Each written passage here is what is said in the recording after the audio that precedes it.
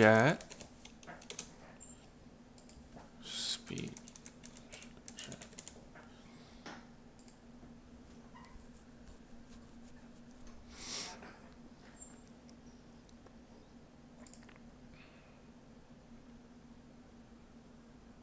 Stream Elements said, Vanguard reviewer is now live, streaming World of Warcraft Pash SHTF. Let's PvP it up. Yep. I am. Where'd my phone go? Okay. Wait, what? When does that come?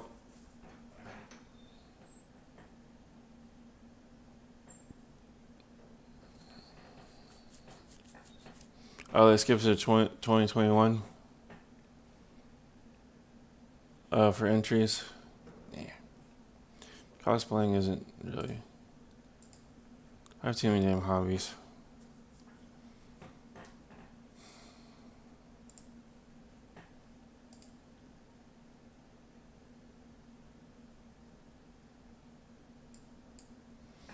I'm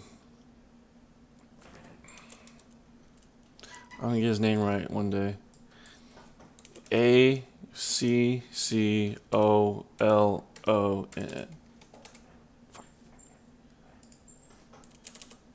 And then, look at how sexy she is.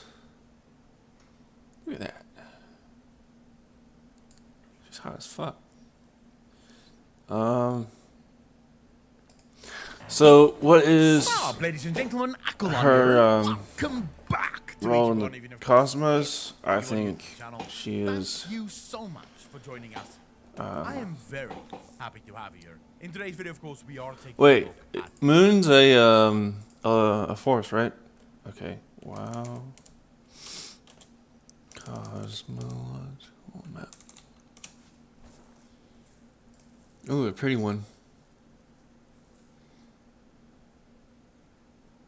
Arcane, right?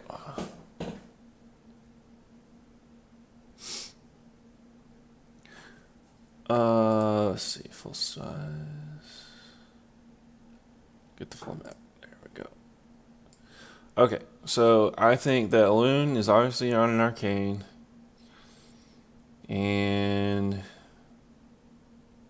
Wild Gods. Water, Earth, Real Dream, Shadowlands. Wait, I thought the Lifelands were. Hold on. Yep. That's accurate. Emerald Dream and Shadowlands, so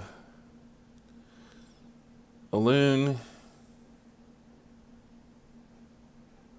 Naru, All Gods, Undead, Wild Gods, Titans, Burning Legion. So I think Elune is like Order, or either an Arcane or Order. What are these four things though? I think these are just these are for show. He has a video about that. I'll probably check that out next. See, this is like life. This is like Arcane. This is death. This is fell. So, death, Arcane. Well, then why aren't there ones for light or darkness? Maybe they came out later on.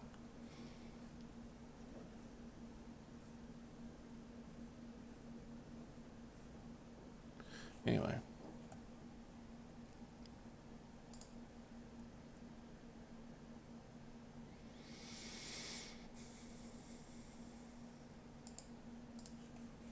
Elune, more specifically her connections to Azeroth and where Elune exactly fits into this great cosmological battle that we seemingly is walking towards throughout the Shadowlands.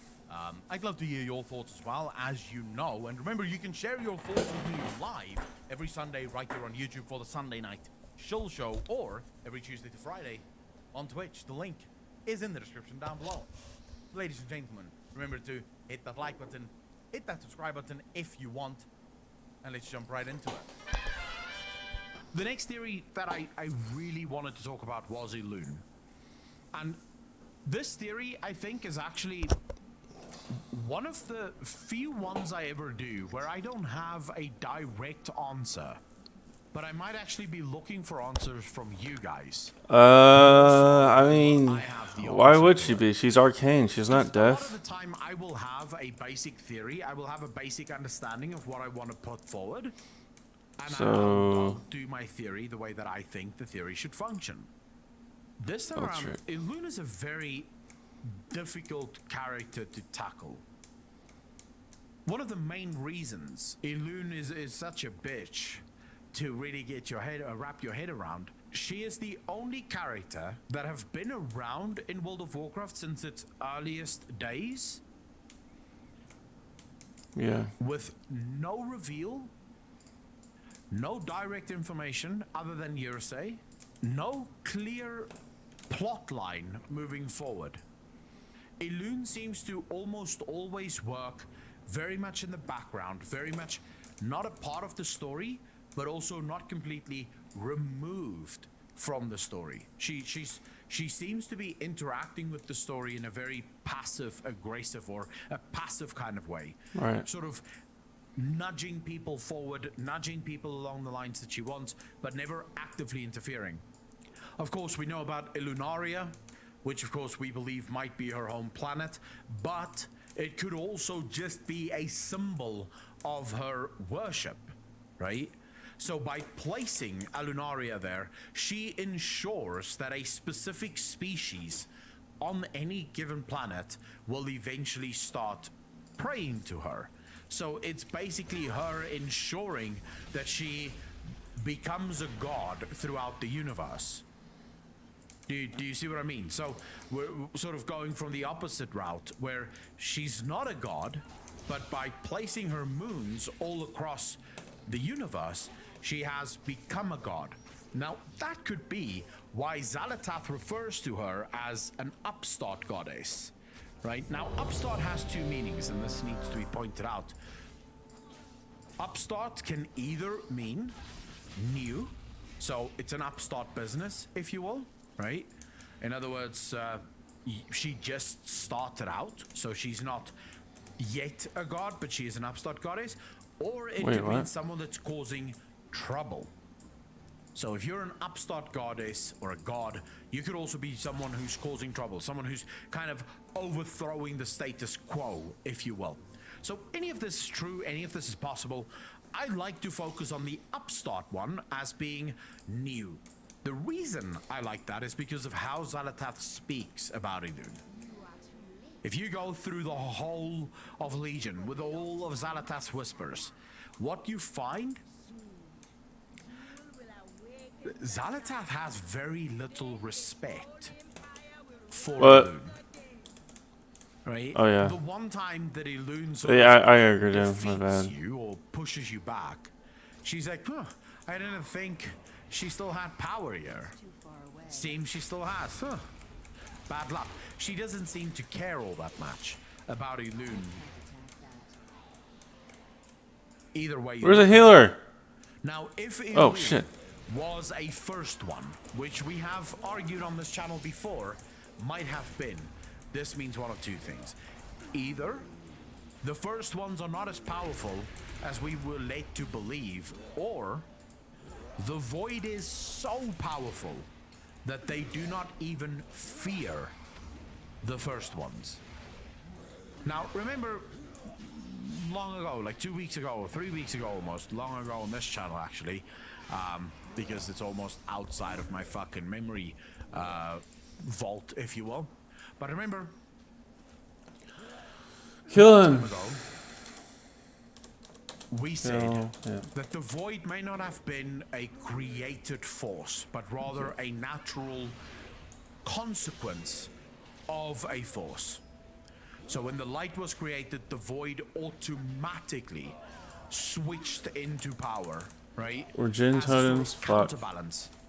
Yeah, So fuck it's a that. natural byproduct of the light being created, brought the Void into existence, which would mean the Void, the Void is not subservient to the first ones, because they were not created by the first ones. They are a natural byproduct of their own creation, which would make sense because what does void mean? Void means nothingness, right? That's all it means. When you have a void, you have something that is empty inside. There's nothing inside this thing.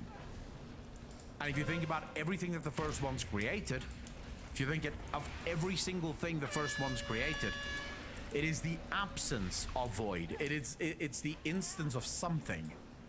The void seems to want to consume all of those things and make it back into nothing. So the void could very easily have referred to Elune as an upstart goddess because in their mind, she's not powerful enough. Now, there's very few instances, right? So let's imagine that Elune is an upstart goddess. She is a new god. It doesn't necessarily mean that Elune isn't very fucking old. It might just mean that Elune, unlike the other first ones, have started to take a more direct approach. And when I say more direct, I do actually mean slightly more direct, not very much more direct. Oh my god, the fucking ants. Have we ever heard of any other first ones? Now, people could say unshare, maybe, but I mean, there's every chance that those gods that the Taurens, for example, believe in isn't necessarily first ones because they don't seem to have the same kind of polling power that Elune has, right? Elune does seem to be, like, let's just point this out before people go, well, Elune could also just be, you know, XYZ. We have evidence that Elune is not just worshipped on Azeroth. Elune is worshipped on multiple planets throughout the Great Beyond. Really? So she is almost definitely not She's the arcane. She's almost definitely not just a wild god or just another titan. She's not a wild god, is she? Maybe she isn't. I don't know. I thought she was arcane. Worshippers all over the universe. And I see someone asking, is Elune worshipped on Draenor? There is actually arguments to be made that while they had a different name for Elune on Draenor, they did worship the same moon goddess on Draenor. So there is actually arguments that could be made for this, and you can see Apocalypse for an explanation on all that if you want to get a bit of a spoiler on the Draenor is Azeroth. Azeroth is Draenor theory.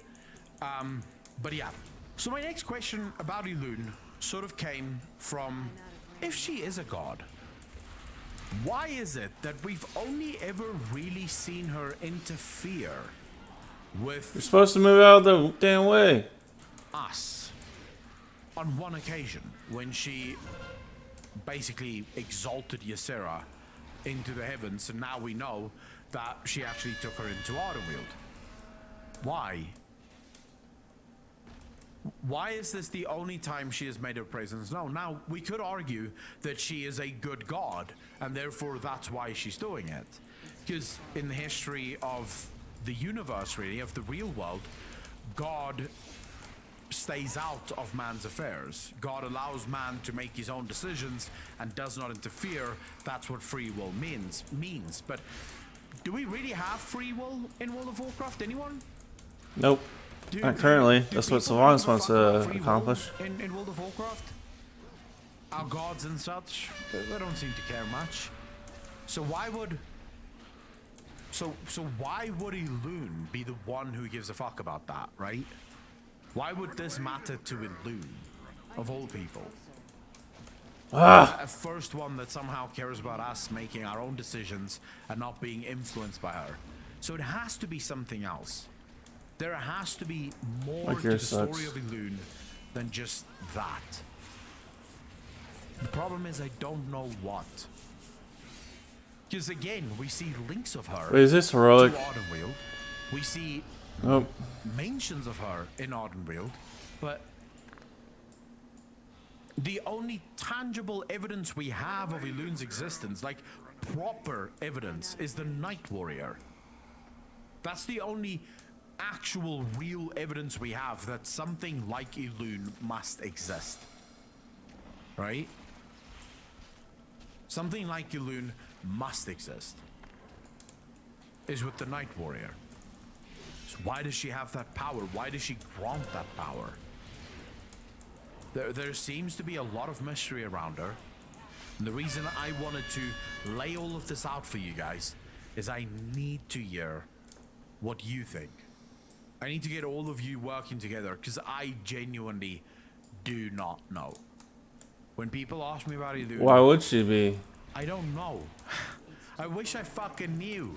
Because it drives me nuts. Elune is one of the most interesting characters for me in World of Warcraft because I know so little about her.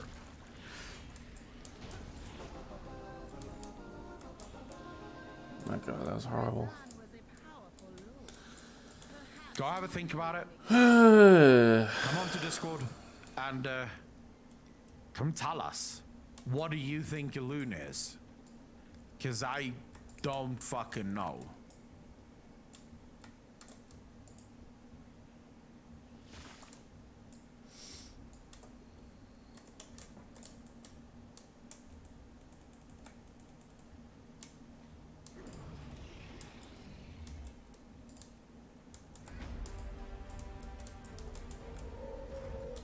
Now what?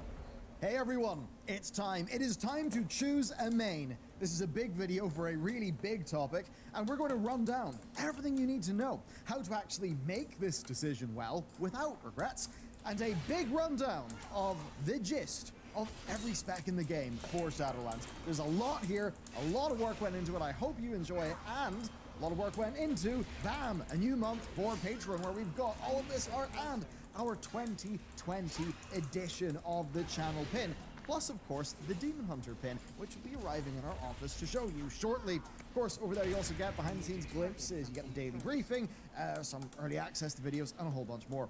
It is the one thing that really does support most of what we're doing, and your support has been absolutely incredible. We've been able to staff up, increase the size of the team, and believe me, we are in for a pretty damn awesome 3 weeks of content with bigger plans beyond, and it's all Really? thanks to Do you they guys. just So, aggro thanks for the everything? support, and let's get into the video. What is the best spec in Shadowlands? That's a very common question, and it's also the wrong question. Here are a few graphs. These are DPS spec rankings throughout BFA I've already in seen this different before. raids. Yeah, the rankings change all the time from patch to patch, and in an expansion with as many moving parts as Shadowlands has, I'm going Pally because I'm he could sure do all, the every same role, thing will and so happen can the again, monk, and so can especially the since a delay was needed, so you know this one has been cut close. Therefore, There's another you are best druid. selecting a class that you enjoy, and Damn. ideally a class that actually gives you options.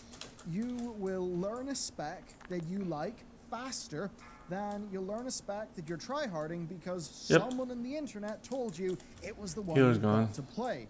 And to caution against selecting flavor My of gear the month sucks. specs, remember that the best players flock Oh, to the specs that what drops from here? have the most potential. And that is, of course, often in situations Normal. that average players can't really reproduce, such 72? as having Yeah. specific trinkets I or am not routine anywhere close to that. This inflates the gap between the best specs and the median. I mean, just look at how rankings Damn. differ between I need normal, breaker. heroic, and mythic raid content. Yeah, it's not rocket science, it's pretty obvious. That said, sometimes in the game there are just dead specs. We cannot really call which ones are going to be dead in advance. Oh. I mean, who knows what week 1 Shadowlands nerfs and buffs might actually be. Now, I would say that Blizzard generally, that a dead spec on a class that only has a single, say, DPS spec is really bad. So at least that does mean if you're playing a Warlock, a Mage, or Rogue, or something with choices, well, if one of them's dead, you'll at least have a backup. Make sure everyone's so really, here. the best spec for you is the one that you actually go. enjoy, are comfortable playing in the long run, and Yep. can stick with. To the point Pally where is you good can actually for play me. that spec excellently. Just look at the numbers here, right? You would rather be in the upper quartile of an average class than the median or maybe the lower quartile Tauren, of the flavor of the month that you've chosen just because it's Have the really thing good to do. two-hand So, animations. that is a note about Feels the like general you're philosophies hitting for a of shit why ton. you should really pick something for the long run and make a proper decision for you instead of just finding some guide and clicking the class that happens to be at the very top. Yep. Okay, let's move on. I should note that those who are playing with a set team, well, they do I'm have gonna do one some of things to every think about class. when it comes to class choice, because each class At does least provide a unique maybe benefit. 2 of Demon Here Hunter and is 2 a of DK table for of, as an 1 for example, the PvP, stat 1 for buffs PvE. provided by the various different classes. Of course, you'll also want a battle res and, of course, heroism or bloodlust. Now, this stuff can all impact team comp, right? So if you want to squeeze the most out of your group's roster, then have a chat about this. But still, having a buff that is a bit more synergistic with the rest of your group, that's not something that will make up for a player playing badly because they've been forced into a spec that they fundamentally do not mesh with. So, that is one concern for people in fixed group gameplay. That's mainly a thing for guilds. And with that said, let's get into actually making choices. Tank, healer, ranged, melee, and then within those things, what style of gameplay do you actually want to play? I mean, at least for DPS, many specs are a blend of different styles, but others double down on designs. As an example, if you dislike tab targeting all the time, then don't play a multi-dotting class like the Witch and Warlock or the Are they all here? Priest. Yep. That would not be a good idea. Most people will, though, be naturally drawn to a style of play that they enjoy. And if you are not sure what you like, then I would say first write a list of the classes that have fantasies that you actually enjoy, that you think are cool. Then write some sort of list of the types of gameplay that you actually enjoy. Think about your past WoW experience. What stuff has been really fun? Have you enjoyed super complex, fast-paced specs, or have you just like more simple and slow ones, right? Actually think about what your preferences have been there in the past. And that essentially will give you a short list of specs that are worth trying. And from there, you can then create a class trial character. You can Hearthstone that character to your home city, and you can go to town on the target dummies. Now, to help you decide through all of that, well, here is a spec rundown, and it's the spec rundown that informed my choice. Alright, this is going to be pretty rapid, so I guess pay attention. Right, Armed Warriors. They feel a bit more slow and punchy. They do have fun little bursts whenever things line up, and they can unleash a real sweet burst of AoE. It really does, though, feel like that one two-handed sword sort of armsman vibe. Fury, though, way like, it's fast-paced, nice, very constant, a lot of, great and cleave situations and stuff like that. Very easy to pick up and play, in my opinion, and just sort of simple and fun around enemies. Of course, they're both super mobile specs. Alright, And now really, they're to, actually pretty good picks, I would say, in general, right? In terms of their design. Then you've got Frost DK moving on through melee. It's a simple and punchy spec that is also pretty easy to pick up and play. Though, sometimes it can be dominated by a talent called Breath of Sindragosa, which can require a little bit more planning in your gameplay, and not everybody likes that. Now for the other one, we've got Unholy. It's a bit more complex owing to its thing where it inflicts and then bursts festering wounds, all while still, of course, having to manage its runic power and its runes. So overall, it's a bit more of a slow, heavy hitter, but it can bring in some real bursty AoE when it needs it. Satisfying, but not to the taste of all. Frost would definitely be a lot more simple. Now the Rat Paladin, that's got, I would say, a pretty brisk pace, and it can feel real punchy to play. It's got great talents. I think they've made brilliant changes to the talents, just in how they've reorged them, and of course removal of the GCD. So that stuff's all really good for Shadowlands for Rat Paladin, and it's a good builder-spender spec. It is slow to actually move, like, of course, the Death Knights, but one really nice thing is also, and the DKs do have some nice sort of group utility potential too, but there's really nice hybrid potential with the Rat Paladin because it's got so much in the way of party. No, don't fall off, don't fall off. Someone's almost going to die. Cool, lay on hands them. That's a really cool thing to be able to do. Now, Survival 100, that's the next one. Look, it's grand, it's fine, but Blizzard basically forgot about it in terms of changes. They've not really changed that much, and it historically hasn't been that massively played, so I find it a bit harder to recommend, to be honest. Now, Enhancement Shaman is another one. It has got quite a revamp, quite an overhaul, and basically, it's fast-paced. You want to maintain your dot on the target, use your abilities on cooldown, and then basically just you're spinning a bunch of plates. You've got quite a lot of buttons, and you have a decent number of short-term interactions to keep track of. So if you like all of that chaos, you'll probably enjoy it, but if you're easily overwhelmed by a bunch of abilities and small little things to keep attention to, then you may not enjoy it that much. Windwalker Monk. it's quite rhythmic. It's got basic resource management at its core. For a lot of people, that's pretty good. Of course, if you know a bit more about it, then I think, pissing me off if they keep on giving us more and more chi, but that sometimes doesn't really feel like it meshes well with their mastery. But anyway, aside from that, look, the fists, that's pretty fun. The dragon punch, that's pretty fun. There is a really good core there. They also have got excellent mobility and pretty good utility, but they can suffer from Spiders. sometimes, and they can have iffy-ish scaling. And generally, they seem to have fared better in Mythic Plus than they have done in Raids. Okay, moving on. Outlaw Rogue, it's got a variable pace because of the random buffs that come from its redesigned Roll the Bones cooldown, which, by the way, yes, is now a cooldown instead of a thing you'll be re-rolling all the time. Then it also operates around a damage window that comes from its repurposed in between the eyes. So that gives you a damage window every however many seconds. Now, other than that, it will feel similar, and it is that swashbuckling feel that you will expect from Outlaw.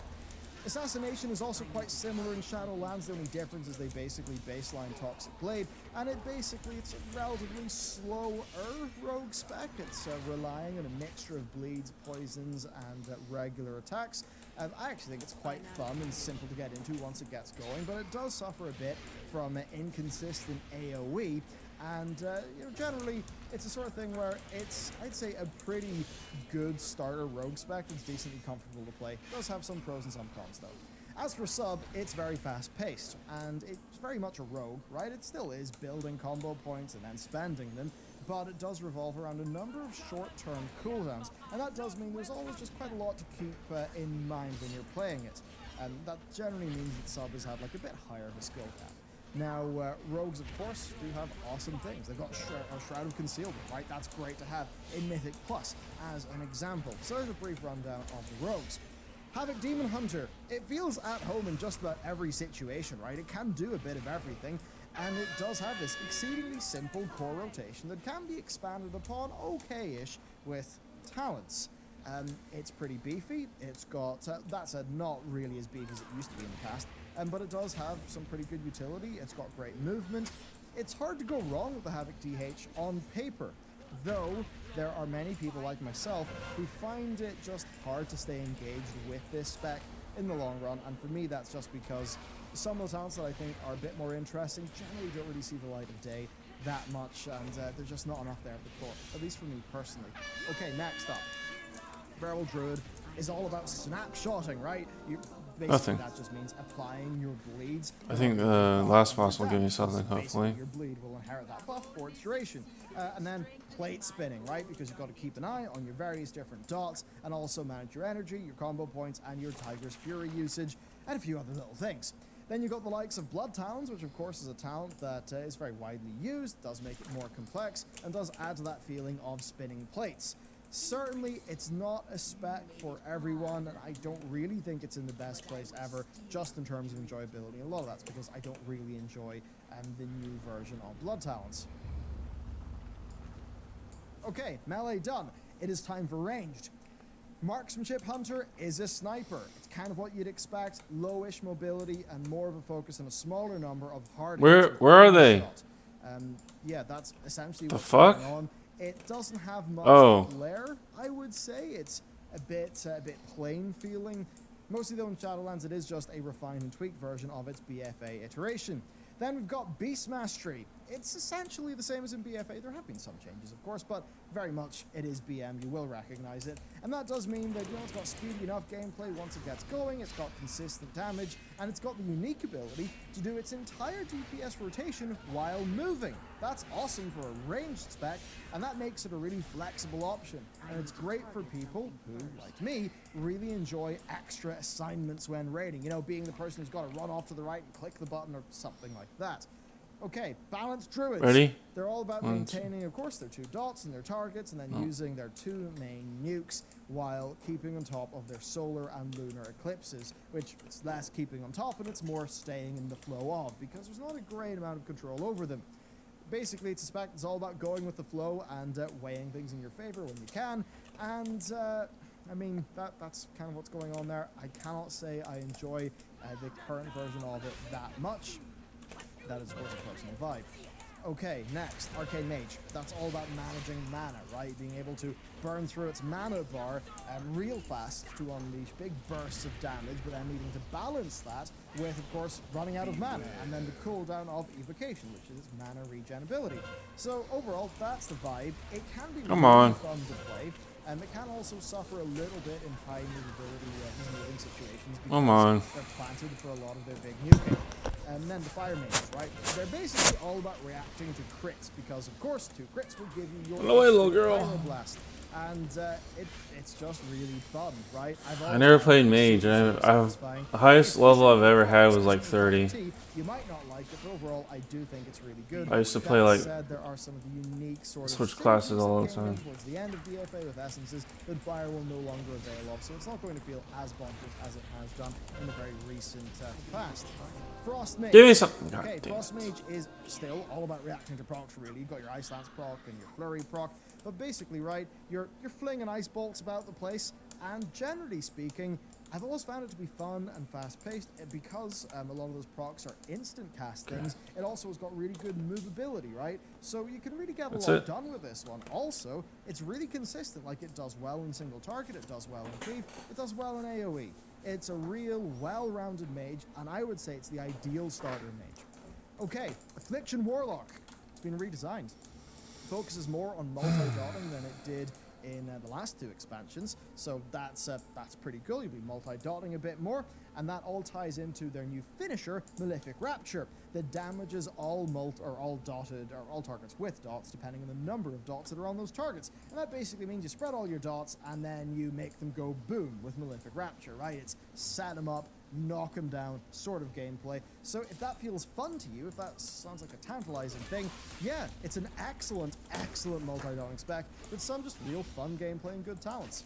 Destro, okay, Destruction Warlock is very much what it always has been, at least for pretty recently, right? It's a slower caster with a big focus on those massive chunky chaos bolts, and those are pretty cool. Of course, it's got really good cleave because of Havoc, and generally speaking, it is just a really solid spec. Now, there is one exception there, and that is, doing full, like, DPS on the move. So, there is There you that. go. Demonology, then. It's, I think, really fun and satisfying to play. I mean, who doesn't want a big legion of demons, right, to do their bidding? But this is one where actually it's a spec that does struggle in day-to-day gameplay because of a combination of pet-related issues and ramp-up time. So, as much as I think it's really cool, it's generally one that I wouldn't recommend people play that much, even though, in principle, it is really cool. Shadow Priests, they've been redesigned, and they're now way more dot-focused, right? So it's pretty different to how it used to be. Basically, you build Insanity to spend on Devouring Plagues, and Devouring Plague is a short but heavy-hitting dot. And now Void Form is still there, it's now a cooldown though, and they've got a bunch of new talents that, generally speaking, I think are super well designed. So if you like the idea of spreading out a bunch of dots, doing, I guess, sort of building up your Insanity, doing all that stuff, getting a little bit of your Void Form vibe going on from the past via that cooldown, then yeah, I'd say you'll like it quite a bit. Generally, this is a spec revamp that actually went down pretty darn well with players. Okay, Elemental Shaman, let's talk about that. There's not much. I mean, essentially, is very similar to what it was in BFA, right? They were going to do a revamp, then they decided not to, so it still has Maelstrom as its resource. It is a builder-spender spec, and that's about, using its abilities on cooldown, and then, of course, you're getting your Maelstrom resource in, and you're either putting that Maelstrom into single-target Earth Shocks or AoE Earthquakes, and then you spice that up with various different twists in the gameplay via the talents. And that's what's going on. For the healers, I would say, and this is not obviously my area of personal expertise, but I think that WoW's healers generally fare very well. I think they just do have their own distinct gameplay niches. I mean, Holy Priest, right? It's a bit more simple, sort of speedy feeling to me. It's a very accessible, well-rounded healer for new players, in my view. It's pretty easy to get your head around how it actually works, so I think it's a great entry point. Then, of course, for the priests, you've got Discipline. It's a lot more complex, but it's extremely rewarding to play. Of course, it's all about spreading around the buff called Atonement by doing Alright. a lot of the time by doing damage to enemies, and the damage goes onto your Atonement and targets, or allies even. It's really cool. It's just a real nice twist Oh, you wanna feeling go? that does take time to master, but is very satisfying. Holy Paladin is, well, it's more of a melee range healer, of course. It's great at dumping big heals into the tank while also still triaging party members through its pretty darn cool Beacon of Light mechanic. Now, what's really new is that they use Holy Power as the resource now, so they are a bit of a builder spender. I mean, you know, they literally are one. Quite a change, I would say, and it certainly will solidify them being a melee healer. You know, you'll be in there using your Crusader Strikes to Is it 1 minute cooldown? you know, get your Holy Power. So yeah, look, basically it's the same niche, but a somewhat different field because of the resource change. All right, Resto Druid. It's the quintessential heal over time healer, right? They spread around their hots, the targets go up. And with that, they've got lots of fun gameplay around their hots, but that really is the core of it. If basically being the healing version of a multi-daughter sounds good to you, you'll probably really like it. But they still do pack a punch. I mean, they can still use Trank whenever, you know, they need a big panic healing button. Then for Resto Shaman, I've generally found it to be a really well-rounded one. Like, they've got the single target, they've got their AoE, they've got their various different totems which will help them with healing. I mean, the one that rebalances everyone's health bars dynamically, that one's just really cool. So yes, generally I think it's a really well-rounded one. From what I understand, they've generally fared a little bit better in the raiding scene than like the Mythic Plus scene. So yeah, A little there you bit. go, Resto Shaman. If you like the Shaman vibe, They're pretty good in PvP too. really good fun healer. Now, Mistweaver Monks, they have had a bunch of concerns that haven't really been met massively in the beta, and that does kind of suck. I think the core of the spec is just fine, though. I mean, you know, doing your Soothing Mists and even having, you know, the instant cast after that, even though it can be a noob trap when people do it wrong, I think it's a pretty cool design, and there's just lots of their look and their feel that I really do enjoy. It is just a pity, though, that some lingering design issues are kind of outstanding there, but I will say it does fulfill its fantasy pretty well. All right, time for the tanks. Prot Paladins, oh, they are versatile as hell. They basically have got a, well, simple enough rotation to build up Holy Power, and then the option to spend it on healing or armor, which can get pretty tense and exciting. It looks and feels incredible to use. Come on, Avenger Shield, it's awesome. They've got excellent group utility. They're pretty damn self-sufficient too, and they're a fountain of interrupts. They're a real solid pick.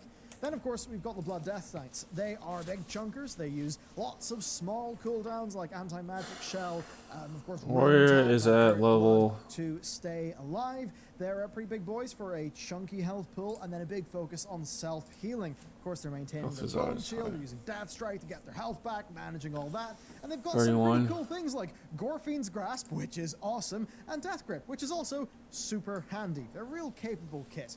Okay, Prot Warriors, you know, they feel like the default tank, right? It's just a dude with a sword and a board. They do a bit of everything pretty well, right? They generate rage with their attacks, and then that rage can go into offensive or defensive moves. Now, they don't really have the self-sustain in terms of getting their health back that, say, the tanks we've covered so far do, so they do rely a bit more on a healer, but they really do have great utility. You know, they've got CC, big defensive cooldowns, great mobility. I want a holy looking Maybe a bit less axe. so in other content, and also, I should note, they're a shade of their super powerful 200 8.3 axe. selves because basically a bunch of synergies have kind of been removed.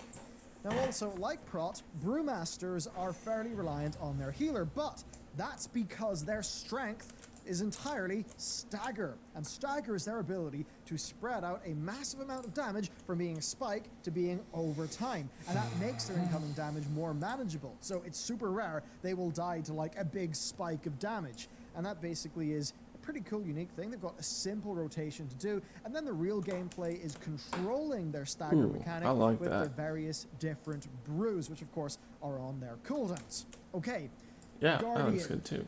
Guardian's fine.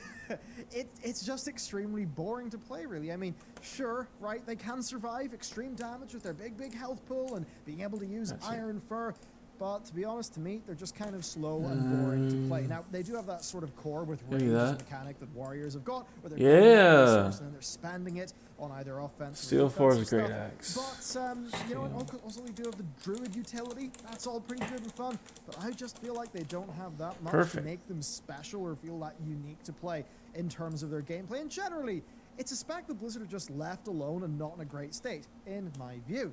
Finally, Vengeance is It's funky blacksmithing. fun. You build and spend your Wait, what? resources with your fury, and you also generate soul. Oh, you fragments can that upgrade spill it. out onto Oh the my floor. God. And with those soul frags, you can basically either just use them automatically for more heals with soul cleave, Oh, or if your talent is man, a that's spirit bomb, perfect. which most people do, it really is the go-to talent. You can turn those extra soul frags into Hell damage. yeah. That's really a lot of what you're doing now. You've got your sigils and all of that stuff, but they certainly don't have the most utility in the universe. Now there are some nice. I'm definitely getting improvements, that they've got shit. How demonic, much is and that worth? means it fell devastation. The basically 60,000. into metamorphosis, and they've made its meta a little bit more fun in Shadowlands, and that stuff is pretty cool. Also, their mobility is great. They can leap about the place, and their kit feels real good, real at home in Mythic Plus. But I think, to me, they just, they do, like Havoc, sometimes feel a little bit sort of bare bones. Like they could be a little bit more.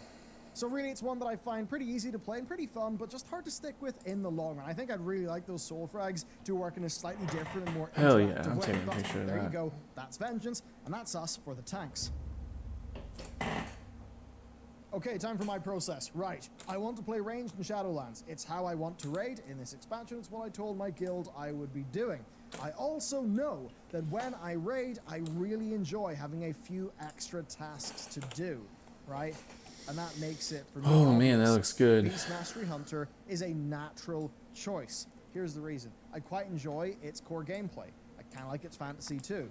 And I love being very mobile in raids because I like having some of those extra mechanical assignments because it just means I experience more of the raid fight, and for me, that is a really good aspect of the gameplay. It also, of course, can provide heroism or bloodlust, and generally it's got a nice, consistent damage profile. Now, there is a risk. I don't like marksmanship that much, so if it becomes so good that I feel I have to play it, then that is a downside that I'm going to have to deal with. And I'm making my choice knowing that, primarily because I actually do plan anyway to have another backup character for ranged DPS. Now, that's essentially the These are, situation where I know I'm going to have multiple characters, so it's fine being, say, BM as a main. Then coming in behind that, it is a bit of a toss-up between the Destro Warlock, the Affliction Warlock, and the Frost Mage. Though, to be honest, I'd be very happy with the other two mage specs as well. Now, these are all super safe range DPS choices for me because I enjoy playing all of those specs, and of course, each one of those is on a class that is just full of specs that I would be happy to play if I needed to. And because they're all classes with 3 DPS specs, yeah, there's a good chance there'll always be one of them that's pretty damn good. And they're all ones I happen to enjoy a good bit too. It's a pretty great situation for ranged DPS, if I'm honest with you. Now, that said, hybrid healing gameplay is something that I'm interested in. And in that case, I would go for the Shadow Priest. I enjoy the Shadow Priest a lot more than the Balanced Druid, so if I'm going to play a ranged DPS that also comes with the healer, for me, Shadow Priest is a really obvious choice. And of course, what's great there is I really like Holy, and I also really like Disc, so real solid for the Priests. So overall, my first main will be the BM Hunter. Then I will level up a Shadow Priest as a second character. And since my raiding role will almost always be ranged DPS, I will be keeping a mage or warlock in the back pocket. I would say probably a mage. Now, if I was going to go for melee, then it would be a harder choice for me. I'm just going to go through my decision making because it might help you. Demon Hunter just cannot hold my own interest in the long run, so it's out. Windwalker is fine, but it's got a number of design frustrations, and I mean an okay core, but it's not enough for me to want to play it. As for SP Hunter, it feels abandoned, so yeah, there's just not enough really to bring me back to it or consider it. I mean, I could, because I will be maining a BM Hunter. Now, all 3 rogue specs, I would say, are pretty solid. They're not super thrilling to me personally, but they are solid, and you'll almost always have one of them that's going to be doing good numbers, and they've got some nice utility and all that rogue stuff. Enhancement Shaman, then. Are you joking it had me? a great rework. It's quite fun in my view, but it's not exactly the joshing gameplay me. style that I would like across all It's a forms of risk. content. Now, I've always enjoyed Fury, and that does mean that it is a viable pick. Arms is quite good. I would be willing to play it, happy enough to play it, but it does come in just a bit behind Fury for me. Okay, what next? Well, we've got Ret, we've got Death Knight, we've got Feral Druid. Those are in my mind. And while Feral has had a few okay changes, I just don't enjoy it that much, so it's out. I really like Frost DK, and I really, really like the Ret Paladin, and I'm happy enough with Unholy DK. So right now that basically means it's a toss-up between Fury, Ret, and DK. And for me, Retribution Paladin wins out. That would be my melee main pick. I love its talents. I really like its core gameplay. I mean, having Hammer of Wrath by default now, that's really nice. And the incredible group utility, I think, is really cool. Plus, and that is a nice plus, they do have a solid tank spec and healing spec, which gives them great flexibility. So it's just a great all-rounder, I think, for a melee pick. And yeah, and then just to round this off, I'll just say if I was to pick a healer, then my personal preference would be the Disc Priest because their gameplay is just really cool. And then for a tank, honestly, I'd be fine with anything bar Guardian, which to me is just woefully boring. I mean, certainly a prot Paladin is pretty good in my head, as would be a Brewmaster Monk, which I have played in the past and enjoyed a decent bit. So that's kind of what I'd be thinking for the tanks, but not really something I'm interested in. Alright, so we covered a lot of ground in today's video. I mean, we covered how to actually think about picking a main, what the right questions to ask are, and that's a lot of my point, right? 31 and Tier lists 37, will probably right? chop and change, okay? Perhaps, you know, especially now that we're in a situation because they've got so much to balance, right? They've got Covenants, they've got Legendaries, and then another thing that is interesting to me is the target cap. I mean, the target cap is just another tuning knob, I'd say, especially for the AoE heavy content like Mythic Plus, so that's kind of interesting. And yeah, Wish that's I just could just left it. stock So this. for me, BM Hunter is a spec that you know, lets me do the raid content that I'd want to do, the style of raid gameplay that I want. It's also got really good gameplay that I enjoy, so it's pretty much ideal for me. Now, what Dashblade, you choose and what you Deflector. like is going to depend. And I know that there's a lot of value that comes in these videos as well, but there's a lot of tier lists and things like that going on.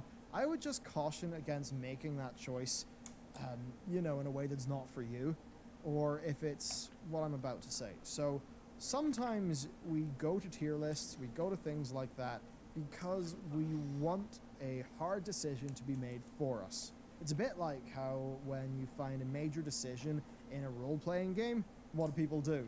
They Google which one is best, right? As an example, Witcher, right? People will play that game for 65 hours and they'll have to Google whether they want to go with Triss or Yen. And it's like, what? Same goes in, you know, Mass Effect and all that stuff, right? So, look, sometimes those tier lists and what is, you know, the best possible, that can really matter, right? For the top end people. But here's the thing.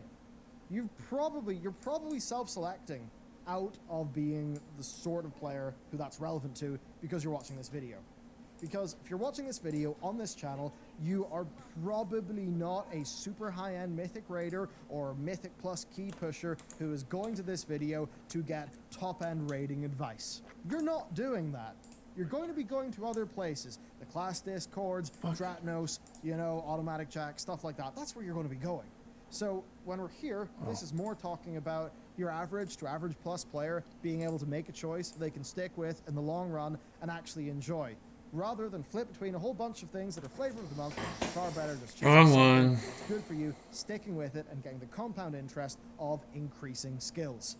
Okay, there we go. That is it. That is choosing a main for Shadowlands. I've rested with the Beast Mastery Hunter as my ranged DPS pick, and if I was going for melee, it would be the Retribution Paladin. That is it for me. Thank you very much for watching today's video, and I will see you next time.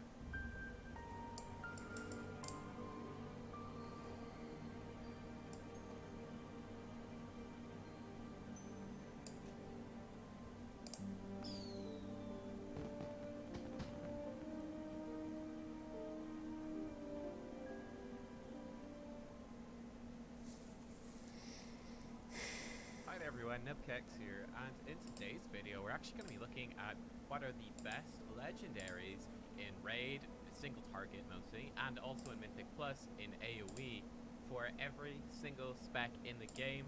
This is of course based off of Wowhead article. We're going to be reading through it. And Now it's just tier 1 again.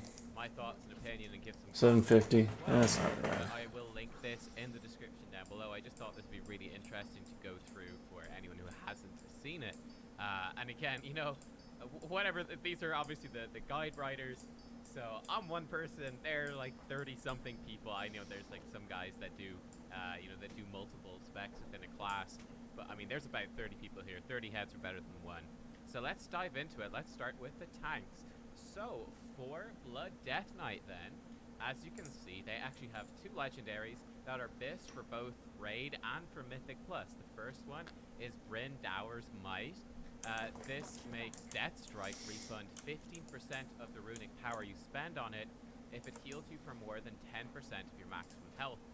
So again, you should be able to trigger that return quite frequently. That's obviously going to up your damage a little bit because you're doing more death strikes. But more importantly, that is of course one of your main ways of self-mitigation and getting out more death strikes. Sure, Temple. The other option, interesting, under, is Super Strain. Now this is one of the general Death Knight legendaries. Your Frost Fever, in this case of course, Blood Plague will apply the other two diseases, so Virulent Plague, and it will apply Frost Fever as well at reduced effect. Oh, it's heroic. The more important one is probably Frost Fever, I believe, or else alternatively it's just because they do damage. But Frost Fever, it does give runic power, so I'm not 100% sure if that works with Super Strength. I believe that it does though, so that would be a big reason to do this, is that you should get more out of that, which is kind of cool. For Vengeance Demon Hunter then, as you can see, Razlik's Defilement is this legendary for essentially all these scenarios. So this is a Vengeance-specific legendary, where Soul Cleave will reduce the remaining cooldown Am I still in the guild? Yep. by 8 seconds. Yo. This does have synergy with No. Kyrian Covenant ability. Now, whether or not that will get changed at some point, I don't know. The Kyrian Covenant ability is obviously a 1-minute sigil, the Kyrian sigil. That, yeah, it explodes, it does a lot of damage, it shatters out some extra soul fragments. God, I love this And armor. actually So do cool. that with this legendary, which is really cool. On top of course, your normal regular sigils, which have interesting crowd control effects, such as the Sigil of Misery, which is going to fear everything in the sigil for a couple of seconds. Sigil of Silence, which silences. Sigil of Change, which pulls things together. Sigil of Flame does some Troll. damage. So you got some interesting gameplay Shift. with that one, so that's very, very fun. You might push Why is it like that? Kyrian, though. For the Guardian Druids, as you can see, they have natural orders. I guess will, that which makes is sense. going to be best for both scenarios. So it's very likely that this will be the first legendary that you craft. It's going to be just so generally useful. This is the one that I used, and it's fantastic actually. Bark Skin reduces the damage you take by an additional 15%, and when it begins or ends, in 30. Air Form, you gain Iron Fur and Frenzied Regen. Extremely potent. There's also talents you can take that reduce the cooldown of Bark Skin. One. Bark Skin down to something like a 45 second cooldown. So you have this up very, very regularly. Oh, I can't craft him. Seconds or so, you're going to get a free Frenzied Regen. Bark Skin at the end. On top of making Bark Skin more powerful, it gives you a very solid feeling of survivability and such a strong cooldown on such a short cooldown. Now, for single target really, so legend for raids, right?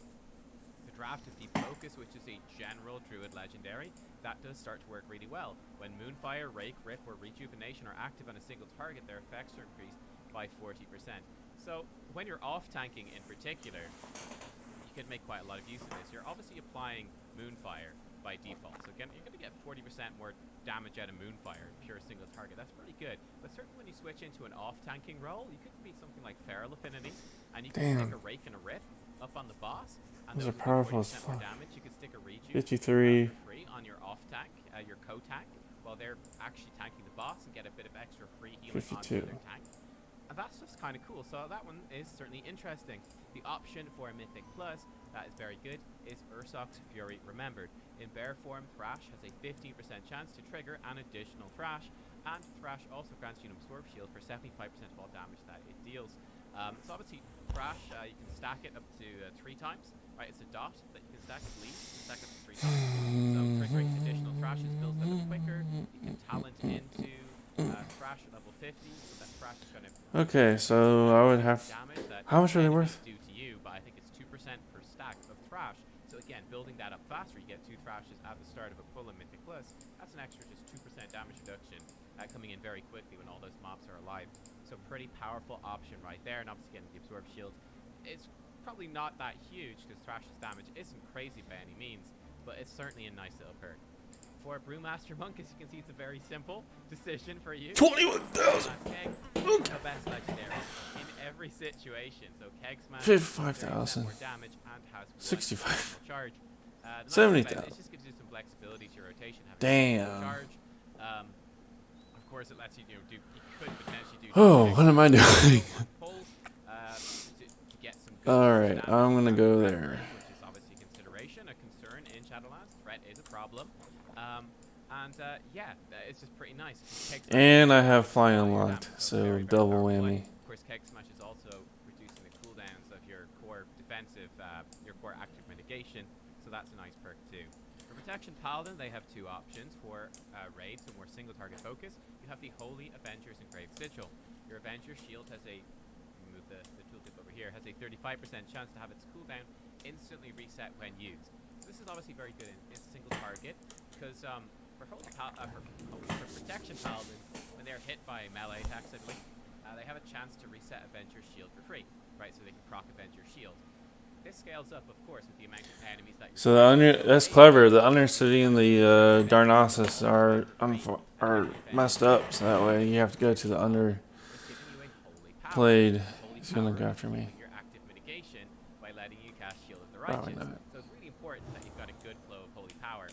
In single target, you're not getting as many resets, so your holy power generation is going to be slower. Your rotation is going to be a little bit more empty.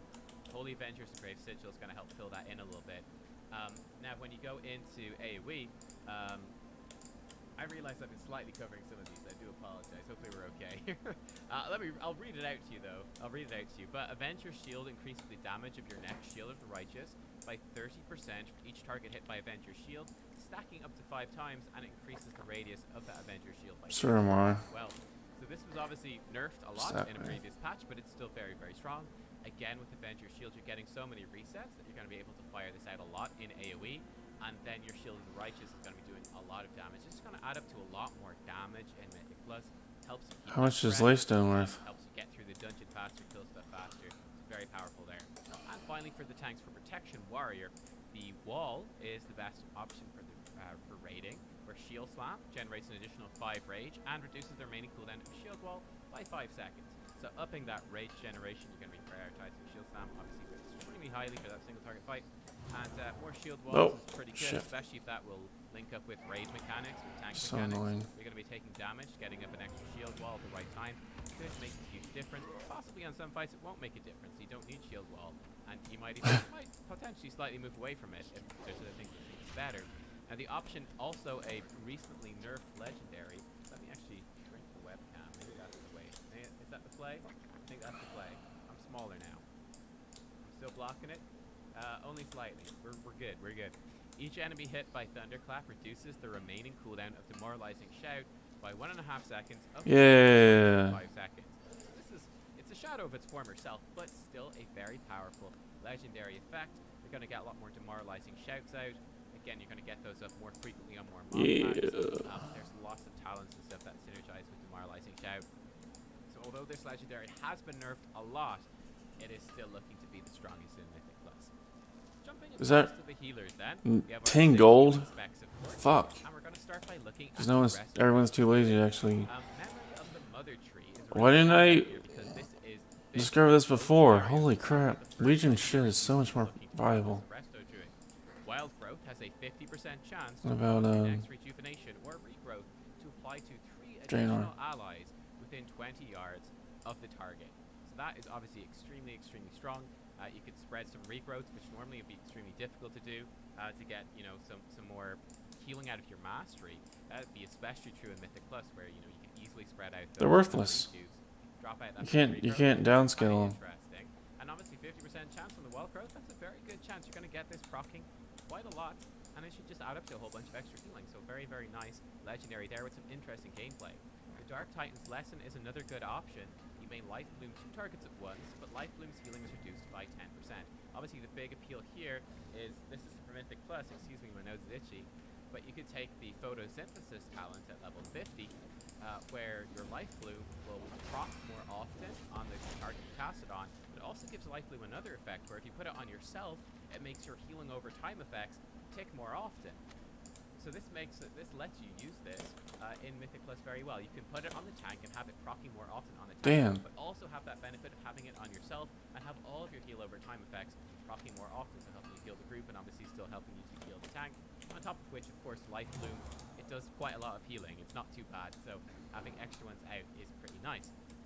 For the Mistweaver Monk, they are, well, you're looking at Yu'lon's Whisper, and that's pretty much it. Their legendaries have certainly seen quite a bit of a shake-up.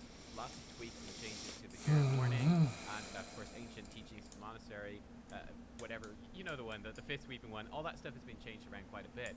So Yu'lon's Whisper has come to the fore, where activating Thunder Focus Tea causes you to exhale the breath of Yu'lon, healing up to 6 allies within 15 yards for a bunch of spell power over 2 seconds.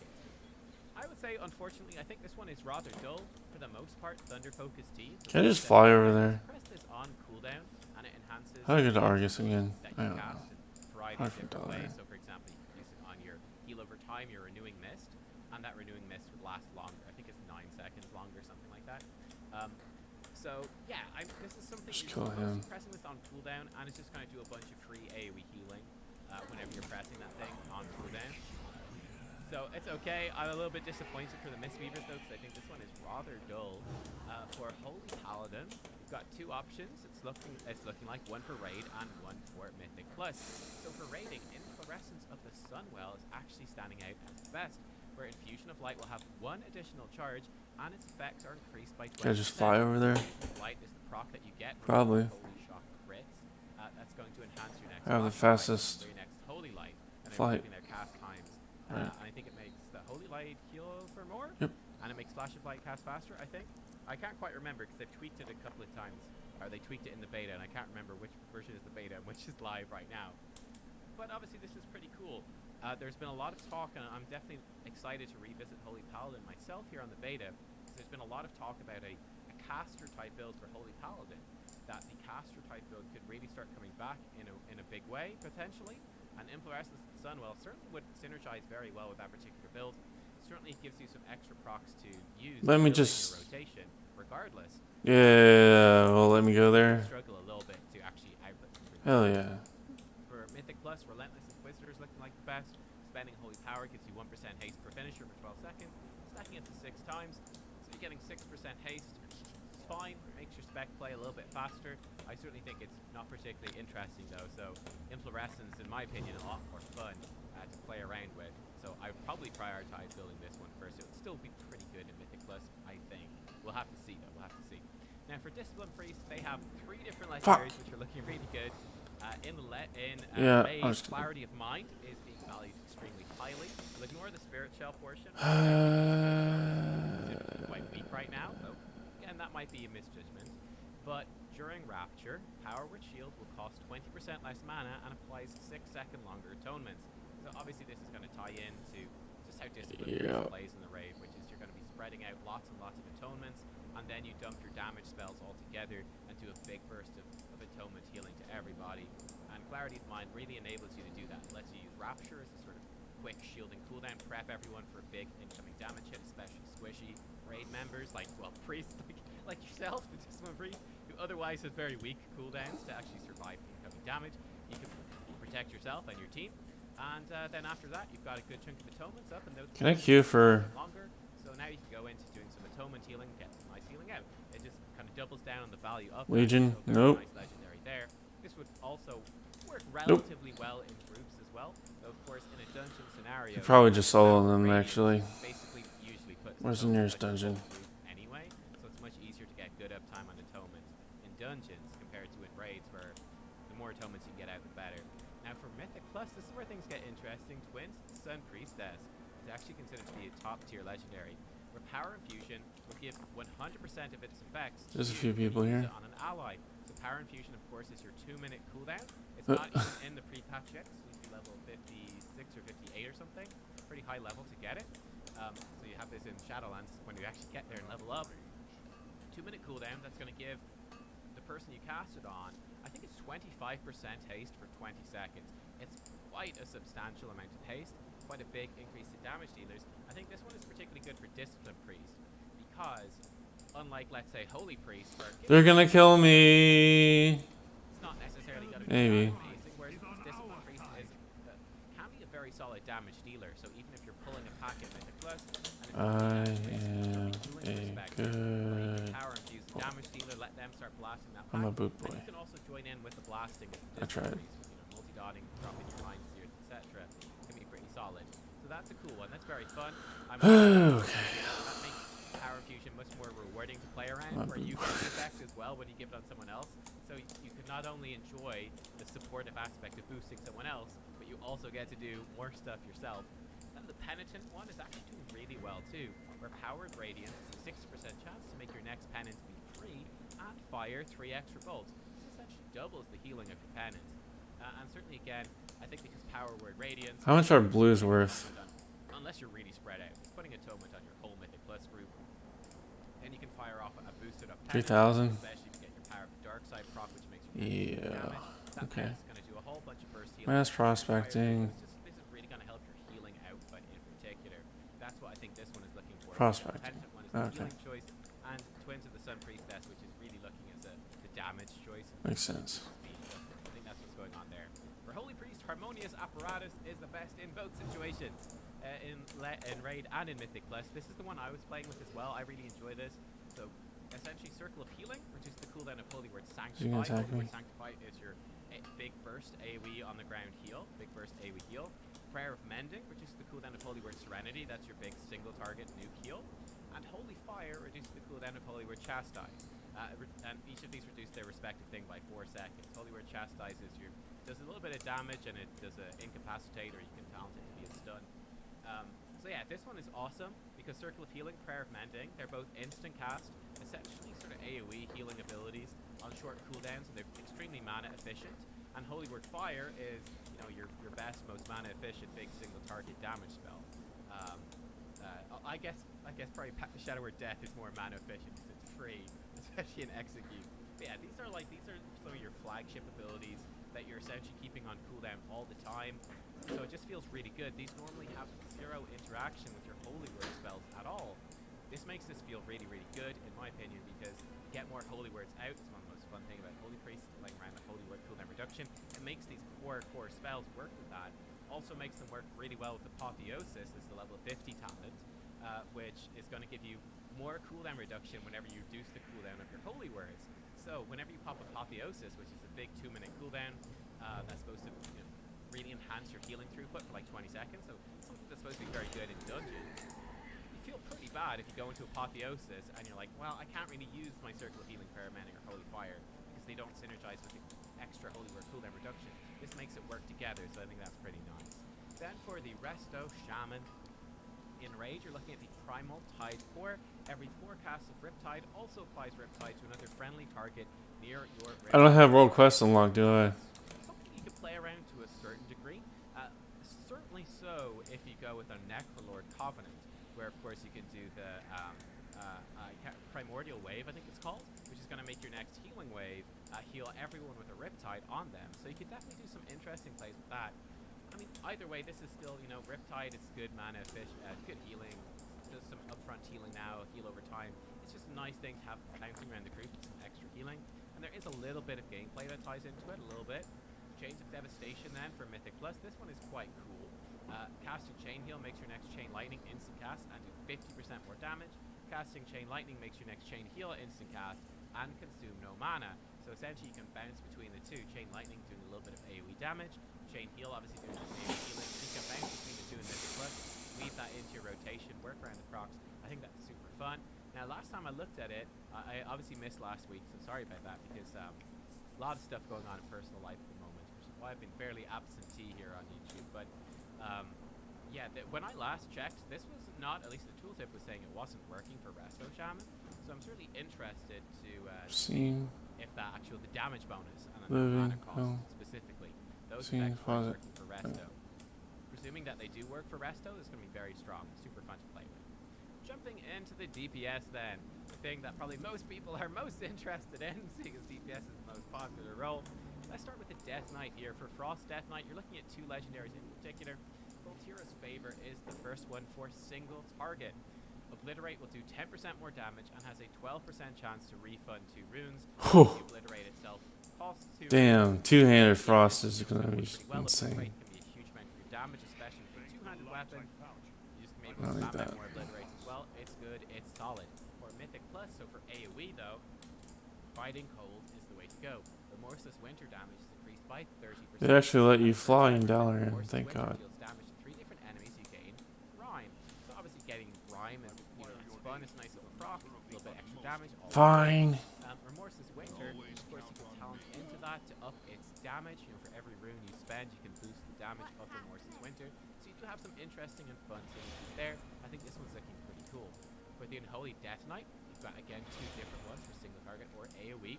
Deadliest Coil for single target reduces the runic power of Death Coil by 10, and Death Coil increases the duration of Dark Transformation by 1 second. Obviously, this falls off a lot in AoE because you're going to want to be spending your runic power on Epidemic, which is now baseline for Unholy Death Knight. That's your AoE runic power spender. But in single target, Deadliest Coil is going to be very strong and has some fun synergies with some things that boost up the power of Dark Transformation, which is nice. Frenzied Monstrosity, though, is the way to go for AoE, where Dark Transformation will increase the attack speed and damage of you and your Monstrosity by 12%. That's pretty important. Obviously, your Monstrosity does have AoE attacks, so boosting up his damage is going to enhance that. He can apply pustules and stuff in AoE that you can then pop.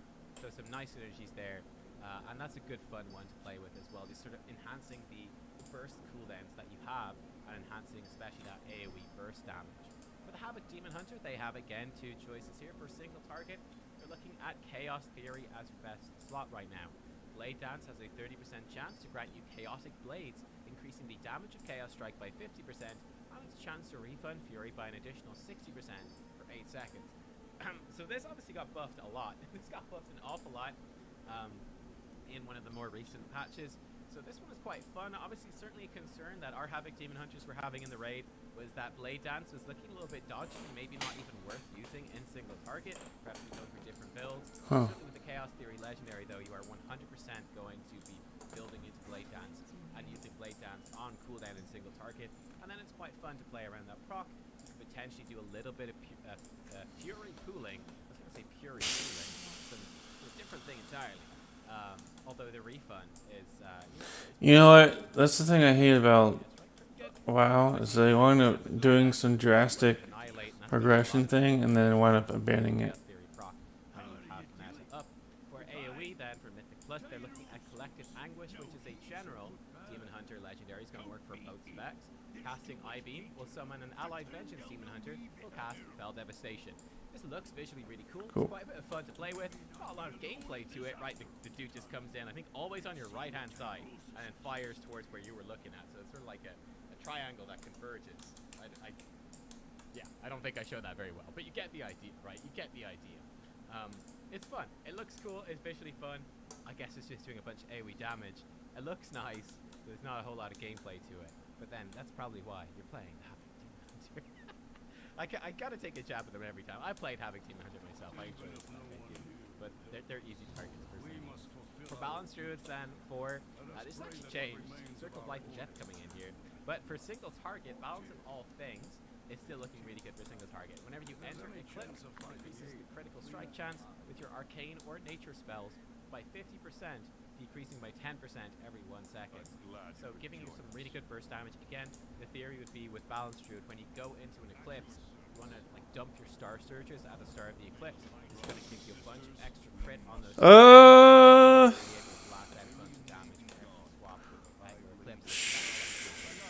Life and Death then I don't know. is better though for AoE right now, where your damage over time effects deal their damage in 25% less Ashbringer. healing over time effects in 15% less time. Silver Hand, yeah. Focused on the damage over time, right? Just getting more damage out of your dots.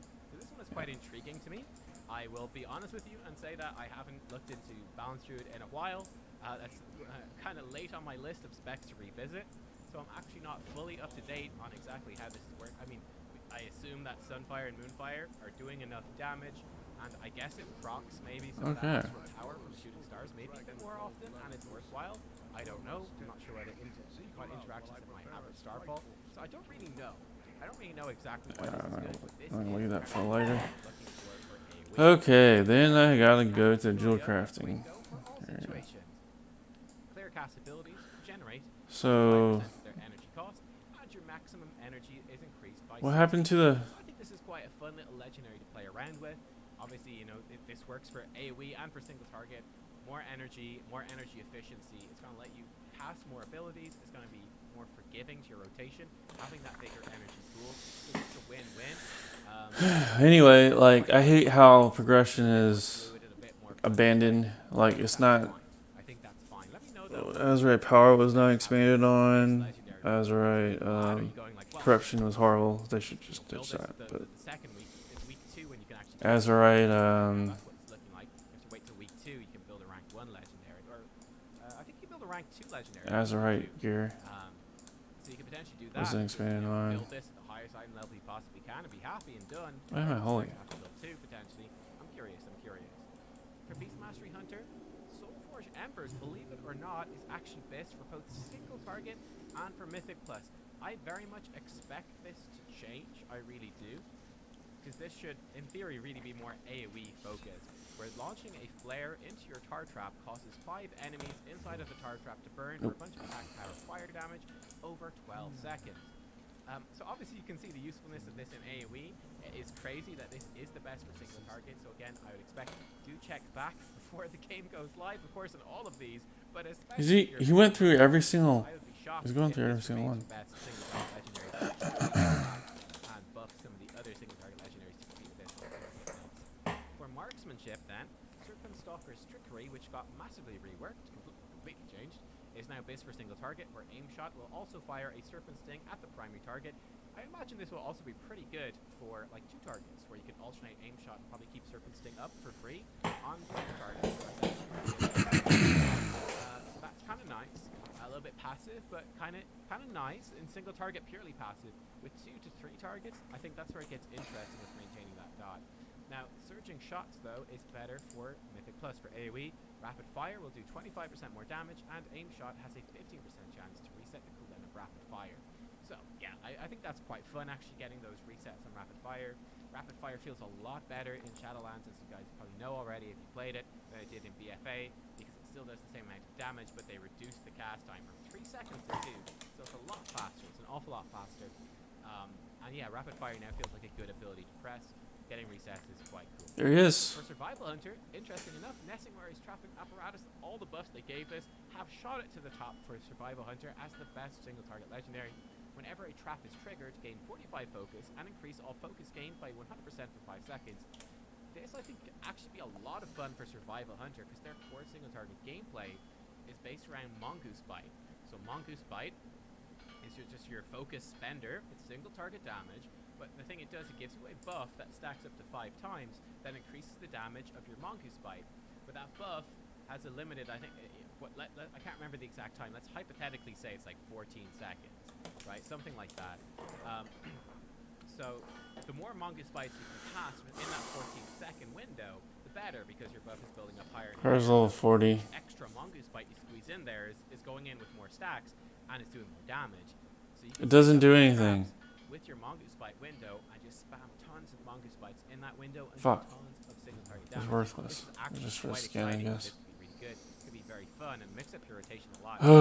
Very positive change for them. In a We should speed that time grinding on that now. It's too specialist.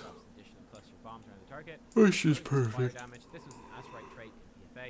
You know exactly what this does. It's just more AoE damage. I expected nothing less. At all. This one. For mages, Arcane then. Arcane Harmony, best for single target. Each time Arcane Missiles hits an enemy, the damage of your next Arcane Barrage is increased by 10%, and this effect stacks up to 30 times. Kind of fun, you know, just track up that buff, make sure that you're going to be consuming it. When it's at max stack, get a little bit extra burst damage out. So That's you it. get power perhaps. Kind of nice. Arcane Bombardment then in AoE. Pun. This is also quite fun. Arcane Barrage deals an additional 130% damage against targets below 35% health. So obviously your sort of AoE rotation, you're typically spamming Arcane Explosion and then Arcane Bombardment at 4 stacks. You're going to do a lot of burst damage to targets that are low on health. Quite fun. So yeah, fun legendaries for Arcane. For Fire, Firestorm is best for both all situations. When Hot Streak activates, you have a low chance to cause all Pyroblasts and all Flame Strikes, have no cast time, and be guaranteed critical strikes for 5 seconds. Quite cool, quite fun. So, I mean, you know, like in single target, you're just going to spam out, you know, 3 or 4 Pyroblasts, depending on how short your GCD is with how much haste you have. Maybe yeah, probably 3 or 4. In AoE, you're going to spam out a bunch of flame strikes. I think it's going to feel quite good, quite fun. You're going to get 1.66 procs per minute with this. I think this is quite cool. This is good, fun legendary. And nice to see Fire Mage getting a bit of love. Freezing Winds for Frost Mage obviously has been nerfed a lot, but is still BIS in all scenarios. While Frozen Orb is active, you gain Fingers of Frost every 2 seconds. Again, it's giving you more of those procs. That's some nice mobility. Those instant cast instant cast Ice Lances. They're doing a lot of damage. You can spec into Splitting Ice, have that be a really good 2-target cleave as well. It's very, very powerful, and yeah, definitely the very, very strong legendary. For Windwalker Monk, they have 2 options, though they both have a similar sort of gameplay to them. For single target, you're looking at the Last Emperor's Capacitor. Cheese Spenders increase the damage of your next Crackling Jade Lightning by 100% and reduce its cost by 5%, stacking up to 20 times. Obviously at 20 stacks, it's free to cast, and it's going to do a butt ton of damage. So quite fun. You're just going to work your Crackling Jade Lightning, that channel, into your single target damage. It's going to do a burst of single target damage. Just track the stacks, use them up. Kind of neat, not too bad. For AoE then, Jade Ignition is better. Whenever you deal damage to a target with Fists of Fury, you gain a stack of Chi energy up to a max of 30 stacks. Using Spinning Crane Kick will cause the energy to detonate in a Chi explosion, doing some attack power damage to all enemies within 8 yards, and the damage is increased for each stack of Chi energy. Fiona McRae. As much gameplay with this one. I mean, in AoE, you're doing Fist of Fury on cooldown, and then you're going to be using Spinning Crane Kick all the time as well. So those Spinning Crane Kicks are just going to do these Chi explosions, do more damage. I guess the idea would be that the more targets you hit with Fist of Fury, so using Fist of Fury well, is going to build up more stacks of Chi explosion, which is going to just be automatically used up and activated as you do your rotation. So I think that's still quite cool. So again, 2 sort of proc and build up the stack-based legendaries for the Windwalker Monk. For Retribution Paladin in single target, this was the best dungeon legendary for Holy Paladin. It's back for Ret Paladin for single target, so more raiding. Where spending Holy Power gives you 1% haste per finisher for 12 seconds, that gives 6 times, 6% haste. Pretty boring, to be honest with you. 6% haste, it's nice, but it's not too exciting, so that's a little disappointing. Hopefully they might buff up the one that busts your Templar's Verdict instead. That one at least is visually a lot more exciting. Then for AoE, Tempest of the Lightbringer, of course, is the best option here. Has a fun effect where Divine Storm, you'll project it forward 20 yards, doing damage to all enemies in its path. Quite cool, quite fun, and it also increases the damage done by Divine Storm by 20%. That's obviously the bulk of your damage in AoE, so no surprise the Tempest of the Lightbringer is so powerful. For Shadow Priest, Eternal Call to the Void is best in both single target and in AoE. You get 1 proc per minute. Mind Flay and Mind Seer will spawn either a Void Tendril or a Void Lasher that will channel out your target for 15 seconds and generate some insanity for you. Generates quite a bit of insanity, as you can see, quite a lot. And of course, yeah, if you're spamming Mind Flay, which is your single target thing, it spawns the Void Tendril, which will cast Mind Flay. If you're spamming Mind Seer in AoE, it's going to spawn a Void Lasher that's going to cast Mind Seer. So it's quite nice. Wait, you sell different types of tentacles that respond to the spells that you're using. trinkets? Quite cool. So I think that's nice for Shadow Priest. For Assassination Rogue then, Zoldyck Insignia has jumped to the front as being BIS in both scenarios. This is increasing the damage of your poisons and bleeds by 30% to targets below 30% health. I actually quite like this because this sort of gives Assassination Rogue more of an identity, in my opinion, as being, you know, a good execute spec, which is something the other rogue specs don't bring. So having that as a strength, having that as a bit of flavor to set you apart, I actually quite like. And of course then, Mark of the Master Assassin, as you can see, is best for every single rogue spec in Mythic Plus scenarios, while stealth is active, and for 4 seconds after breaking stealth, your crit strike chance is increased by 100%. Obviously in Mythic Plus, between every single pack, you're going to want to make sure to re-stealth. And certainly you'll want your group to respect that. You know, if your group is playing very fast, oftentimes you're going to be chain pulling, and you're not actually going to ever break combat. You're just going to go from, you know, pull to pull to pull, all linked together. With a rogue running Mark the Master Assassin, you're going to want to just pause for like a second between to let the rogue get back into stealth, and they get a massive damage burst out of that. So kind of interesting. And of course, they have Tricks of the Trade, so they can just put all that threat onto the tank, and everyone's happy. That's cool. For Outlaw Rogue, Celerity is BIS, also in all scenarios, single target and AoE. Adrenaline Rush increases your damage by 10%. Cool. That's one of your big damage cooldowns, so that's nice. And you also have a chance, while Slice and Dice is active, i.e. all the time, to randomly gain the Adrenaline Rush effect for 3 seconds. So Adrenaline Rush is increasing your attack speed, your energy regen, and now, of course, it's increasing the damage by a small amount too. I think, you know, fairly passive, but kind of fun, right? It's just kind of fun to suddenly start stabbing dudes much faster and get a bunch of energy back, speed up your rotation a bit, give you some haste, etc. That's quite nice, so I think that is totally fine. For the sub-rogue, Akari Soul Fragment is still best for single target. After using Shadow Strike or a cheap shot, your target suffers a Shadow Strike. From the Shadow Strike later at 25% effectiveness. I mean, long story short, this is just making your Shadow Strike do 25% more damage. That's a lot of your damage, if not most of your damage in single target. So yeah, that's what that does. Relatively simple. This used to give you extra combo points. That doesn't do that anymore, which is a bit disappointing. But it's kind of Oh, this could take forever. is bit where Eviscerate, Rupture, and Black Powder. Black Powder is, of course, your AoE damaging finishing move now. Been renamed. Increases the damage of your next use of the finishing move by 25%.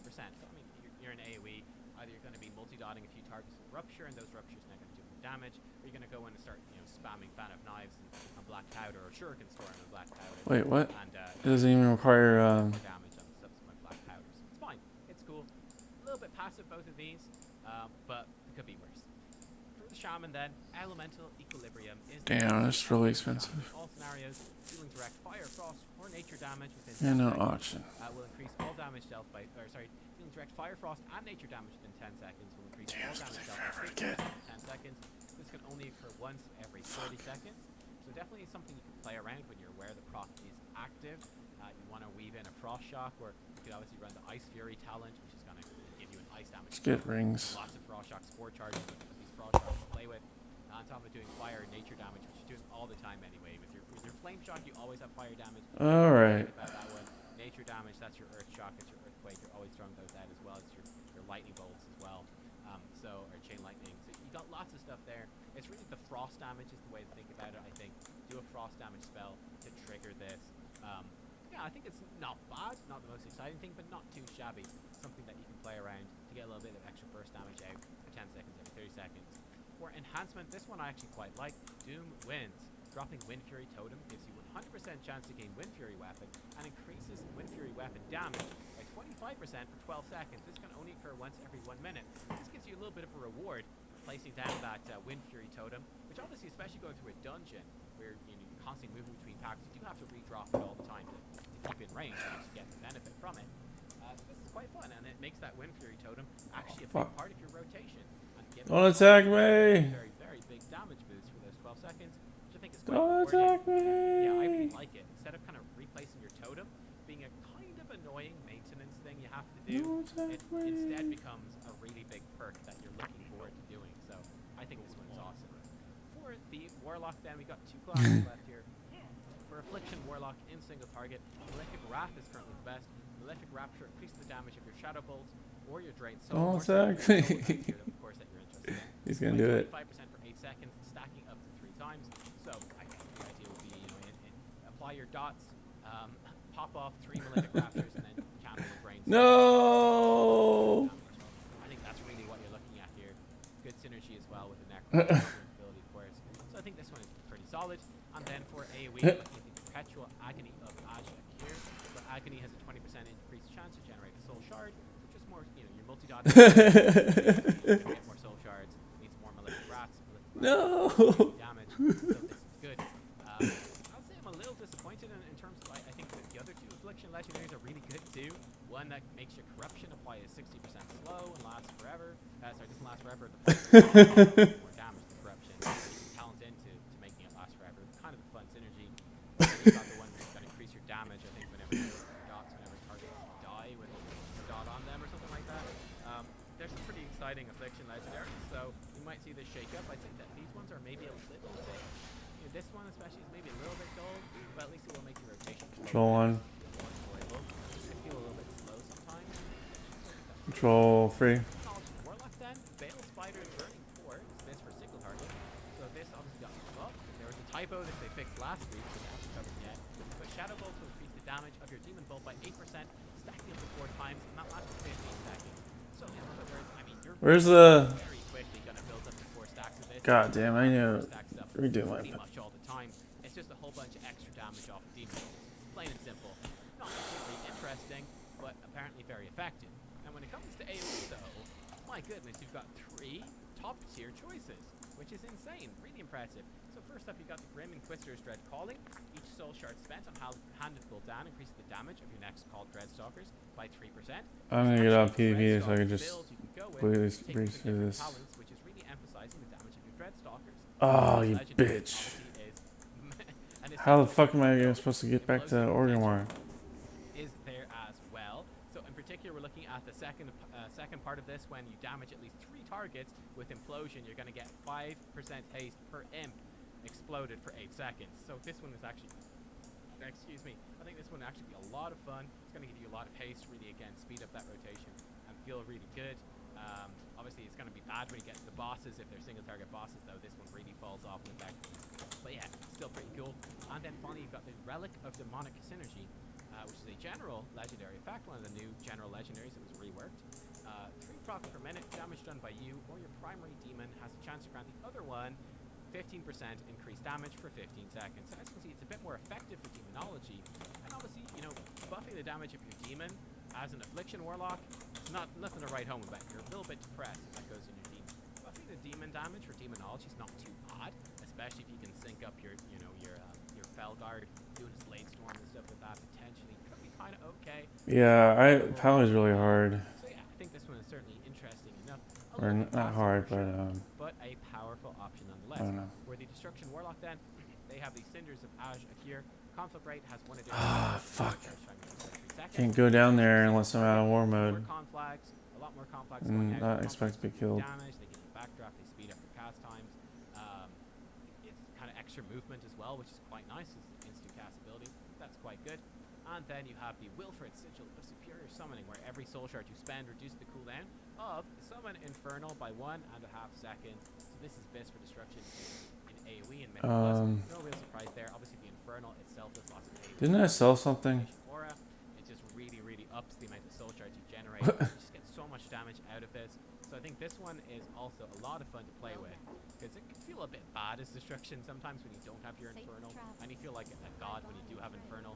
Getting more Infernals is always going to be good.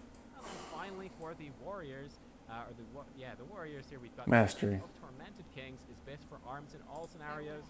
Activating Ravager or Blade Storm will activate Recklessness or Avatar randomly at reduced effectiveness. So you're either going to get a mini Recklessness or a mini Avatar whenever you do Ravager or Blade Storm. Avatar is just a bit more damage. Recklessness is more crit chance. Pretty fun, right? So you're just going to get a damage booster, a small little damage booster whenever you pop your AoE thing. It's not too bad. Not too bad. Obviously with Ravager, you just throw that down on the ground and you're free to continue rotation as normal. And in fact, Ravager gives you a bunch of rage to really fuel your rotation. So I imagine that that's going to be a very rewarding way to do it, where you can throw that Ravager down and really burst some damage. Could be very, very nice. So that one is cool. And for the Fury Warrior, you've got Deathmaker. Again, this for both scenarios. Rampage is a 30% chance to apply the Siege Breaker effect to your target for 6 seconds. Obviously, you're spamming out Rampage a lot as a Fury Warrior. So I don't really understand this. Uptime on this, especially if this procs like the first Rampage of your Recklessness window, it's going to be a lot of damage for free. I think Siege Breaker is like 15% more damage to the target. I think it's that. So pretty cool. And of course in AoE, well, I mean with Whirlwind, you make your Rampage cleave onto 4 additional targets. So you could potentially apply Siege Breaker. I think that's how it works to multiple targets. If not, if it only applies to the one target, I'm not sure. I haven't tested this yet in a long time. But you could still just keep cleaving your attacks off of that target that has the Siege Breaker effect, and that would cleave that extra damage onto the other targets. I'm almost certain. It's going to be very effective no matter what there. So yeah, pretty cool. Again, fairly passive, but it's a fun little effect. Siege Breaker. Oh, cool. Talent benefit without having to actually take the talent, which is kind of cool. So there you go, guys. They are all of the legendaries that are currently considered best in the Shadowlands beta. Again, I think we have the date up here, and again, shout out to all of the guide writers. They're the ones that actually did this theory crafting. This is current from October the 28th, so I expect to see some updates. Again, I'm going to link this in the description down below, so you can just check this guide. It's going to be updated every week. You can check it yourself. Probably redo this video when Shadowlands actually goes live and check it out for like week 2, probably. Because week 2 is looking like right now with Blizzard's current design decisions, week 2 is when you're going to actually be able to create your first legendary. So obviously when it comes to that week, that's when you're going to want, it's like the start of December. But I think like December 2nd, I think it is. You're gonna want to know what is my best legendary. So yeah, I'll probably do video December 1st, November 31st or something to look at that. But there you are, guys. Let me know what you think. Are you happy with the legendaries that your spec has? Do you like specs where you've got Oh, what do you know? all scenarios? You're going like, yes, that's so easy to min max. Or are you more interested in having a variety of legendaries, like something like the Demonology Warlock? We've got loads of options, and you're going like, okay, I have to build lots of legendaries. Might be worse for min-maxing at the start of the expansion, but you know, a few months into the expansion, hell, I'm gonna have a lot of variety. Your thoughts, I'm curious. Thanks for watching. I'll see you all next time. Bye-bye.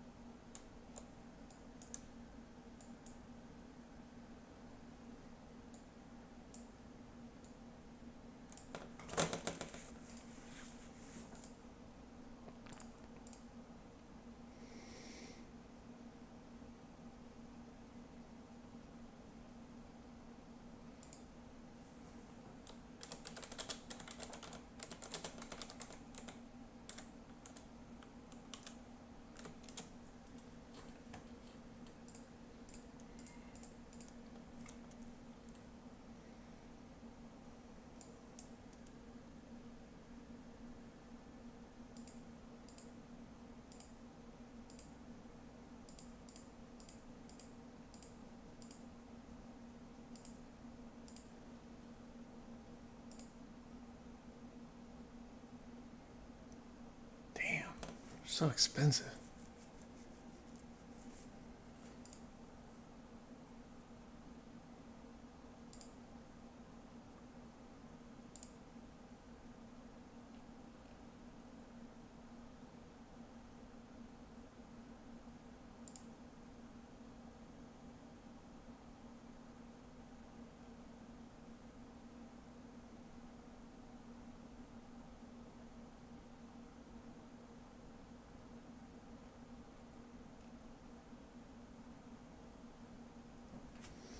It's like at least solo.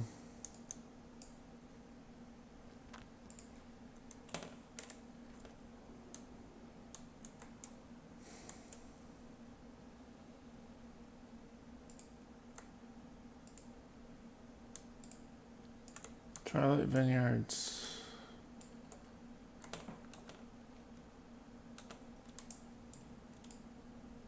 Where's that?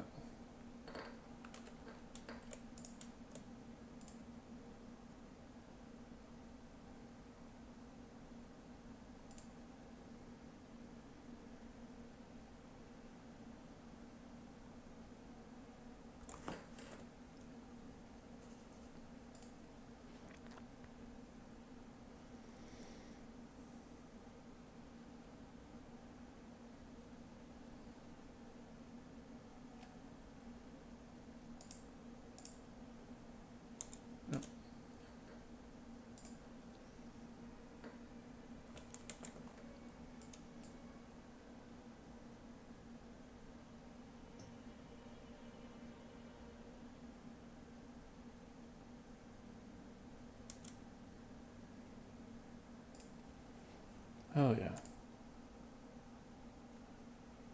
Oh, pretzel time. It's pretzel time.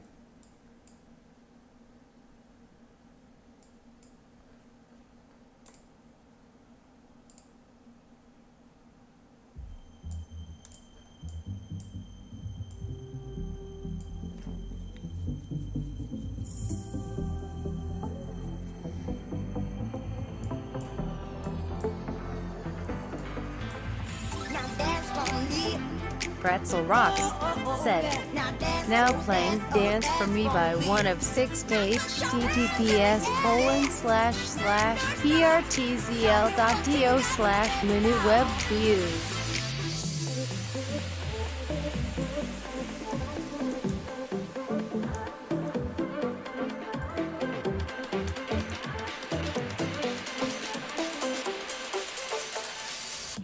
Now dance for me.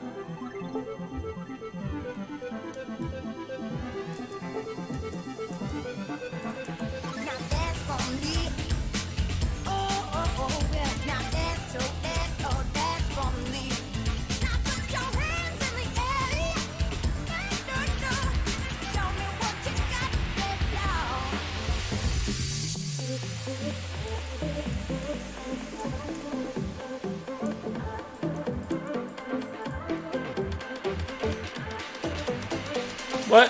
Why is he level 50? Now dance for me.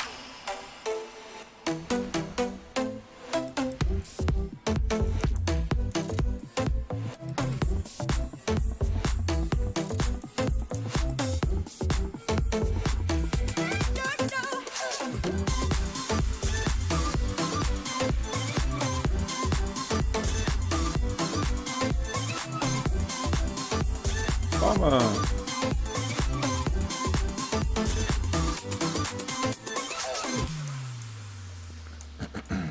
I'm probably like halfway there. Probably.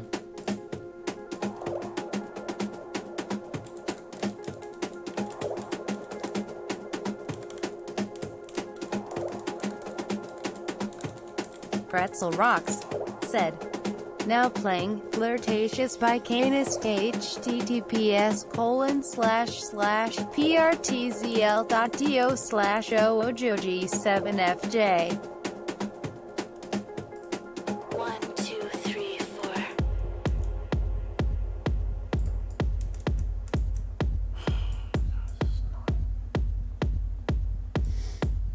Actually, I don't mind it. I just wish it was shorter or more meaningful.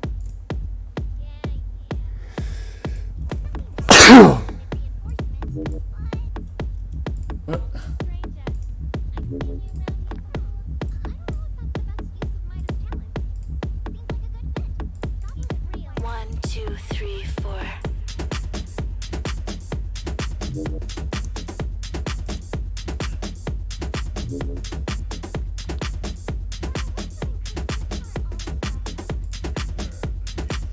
What's your name, pretty boy?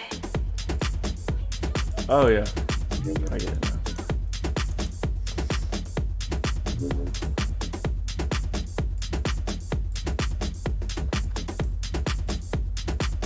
What's your name, pretty And, boy? Who's this? Canis. Oh no! Fuck.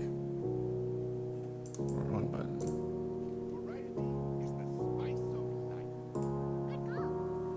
Pretzel Rocks said, now playing Remember When feat. Mike Archangelo by Mike Archangelo in decimal 5 to https://prtzl.do/ox7q-give. I'll give you all that you need. I wanna see the sea, but amazingly, I'm too scared of water. Too scared of water. And I hope that one day you'll find me again. We can run to the top of the mountains.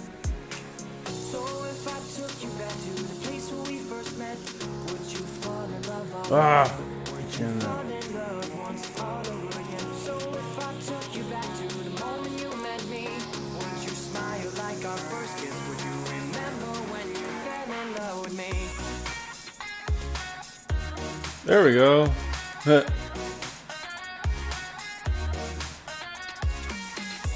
Oh, you gotta create one in the horde.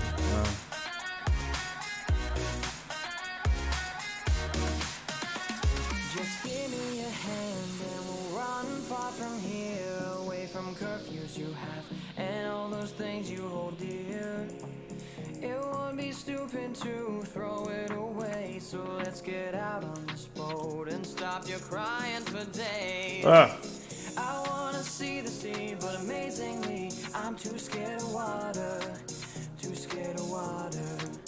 And I hope that one day you'll find me again. We can run to the top of the mountains. So if I took you back to the place where we first met, would you fall in love all over? Would you fall in love once all over again? So if I took you back to the moment you met me, would you smile like our first kiss? Would you remember when you fell in love with me? Oh.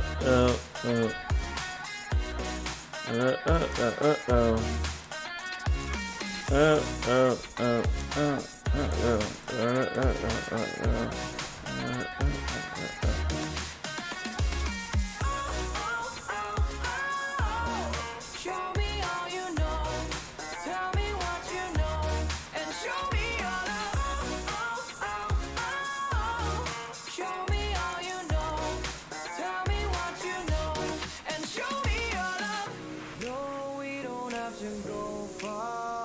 Oh, the skybox is done. All we need is to try hard. No, we don't need to be clear. We need our best, I tell dear. We need escape from here. So if I took you back to the place where we first met, would you fall in love all over? Would you fall in love once all over again? So if I took you back to the moment you met me, would you smile like our first kiss? Would you remember when you fell in love with me? And show me your and show me your show me all you know me. Tell me what you know me. And show me all show me all you know me. Tell me what you know and show me your love.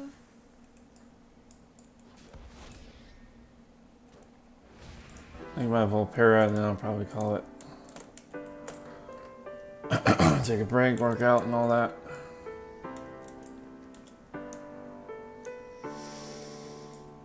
Pretzel Rocks said, now playing Shy by Mr. Matt https://prtzl.do/1nuos21r.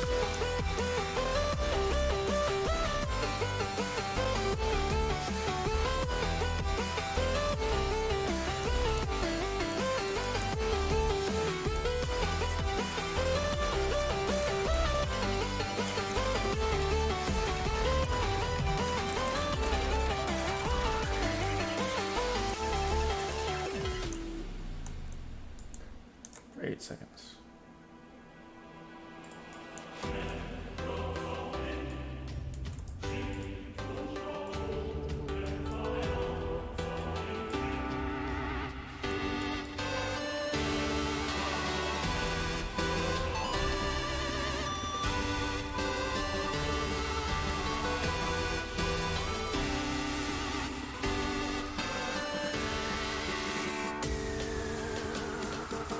Oh, please tell me it's over with.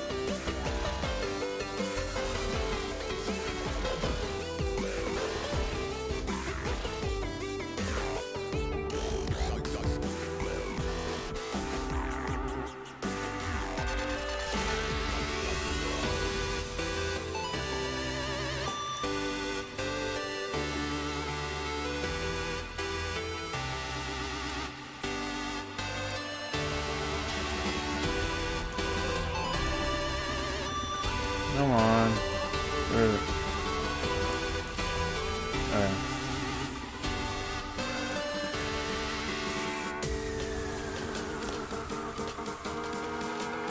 Just tell me it's over with.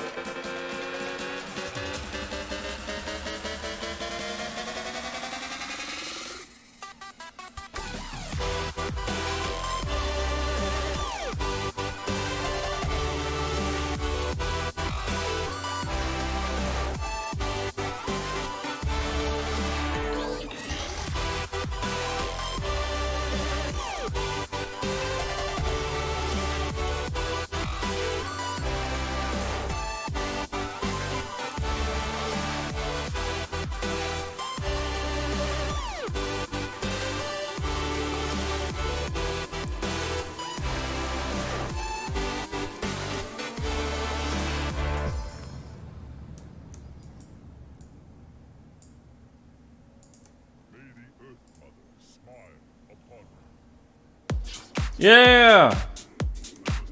Finally.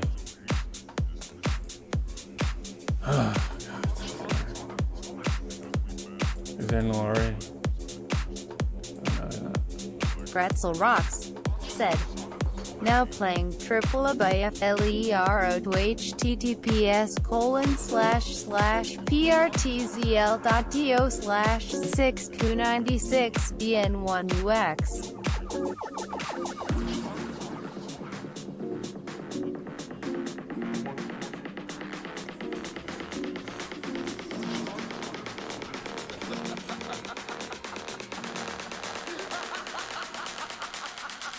Only you had a motive for murder.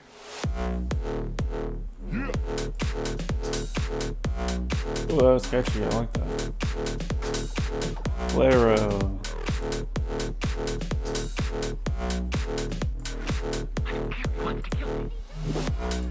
Yeah! Finally! Should be a alchemy description.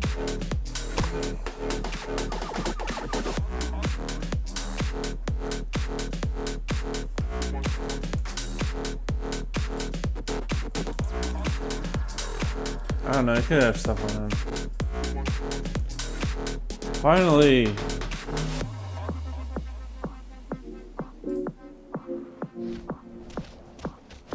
Female.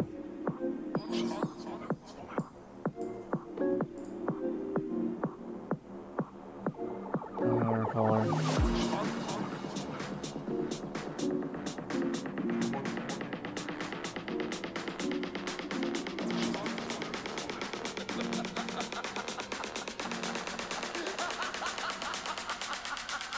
She was murdered.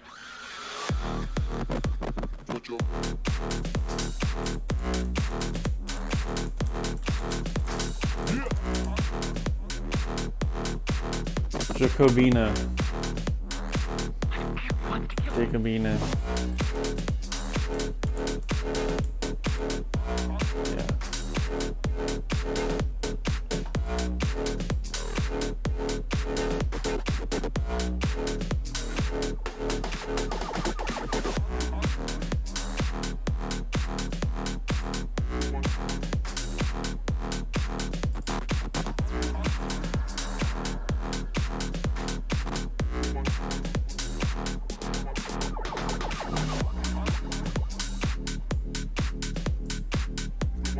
You have different color eyes? That's so cool.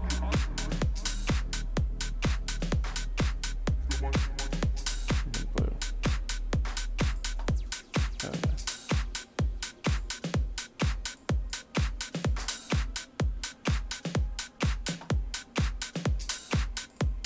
That looks cool as fuck.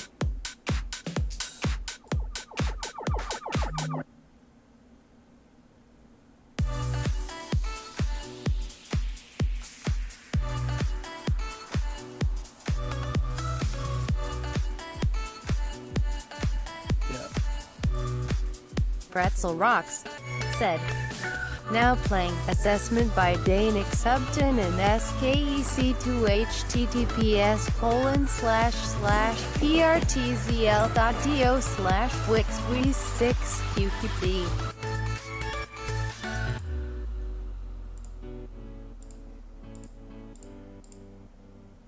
I do enjoy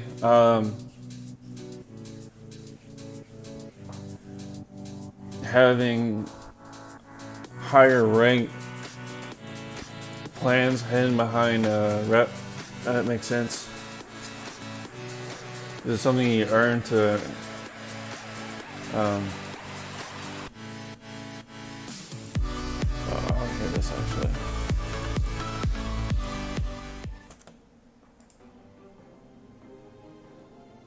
Ooh. Welcome! Helped us when we needed it. And now it's time to return the favor. A fair trade, if you ask me. A whole world of adventure is awaiting you out there. Explore it and become a hero. For the Volpera and for the Horde. Oh, I like. Oh, oh. Cool. I'm level 10 now, right? Yep.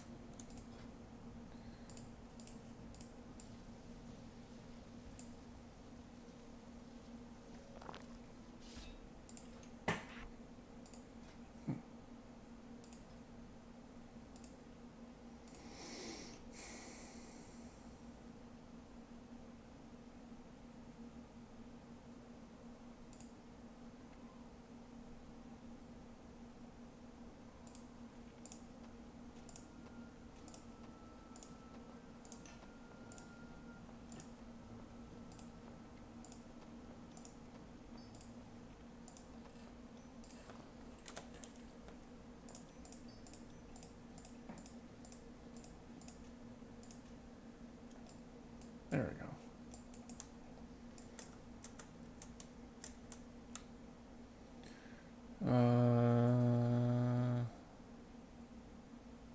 Nope.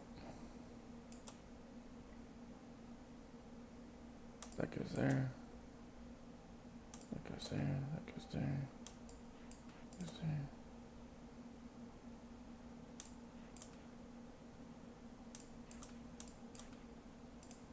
I don't have blackout cake yet, do I? What was it called? Tiger?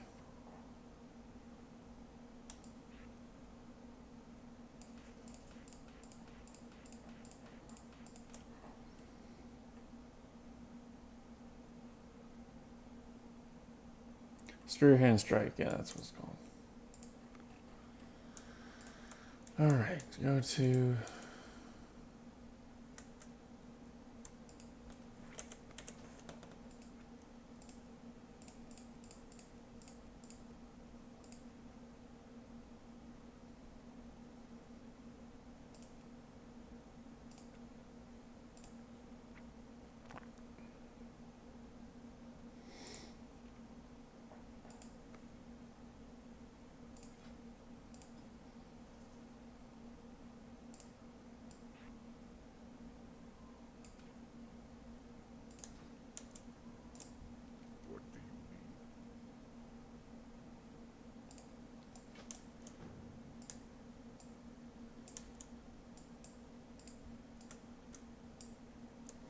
Dance.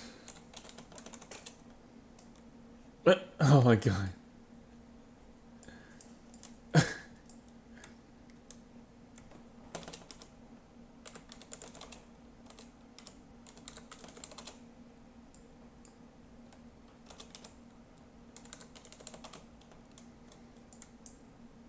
Do you have any news?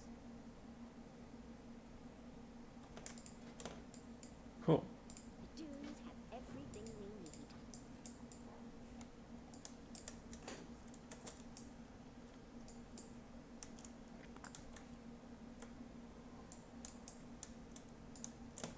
This is cool.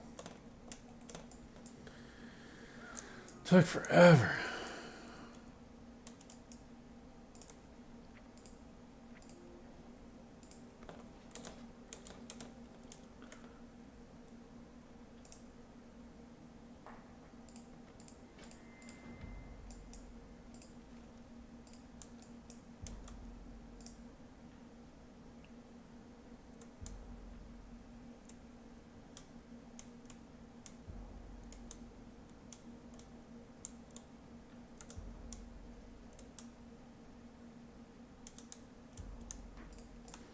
Okay, now I go to Chromie.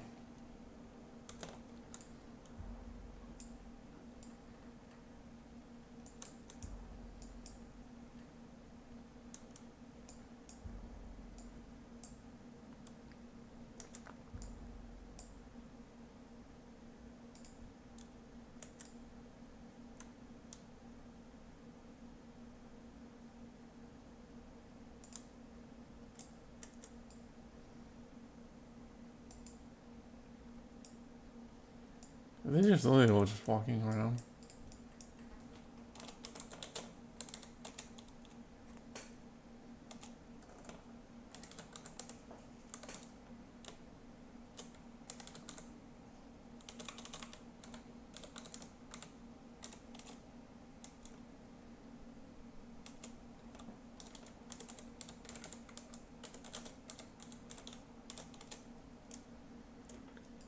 I want that.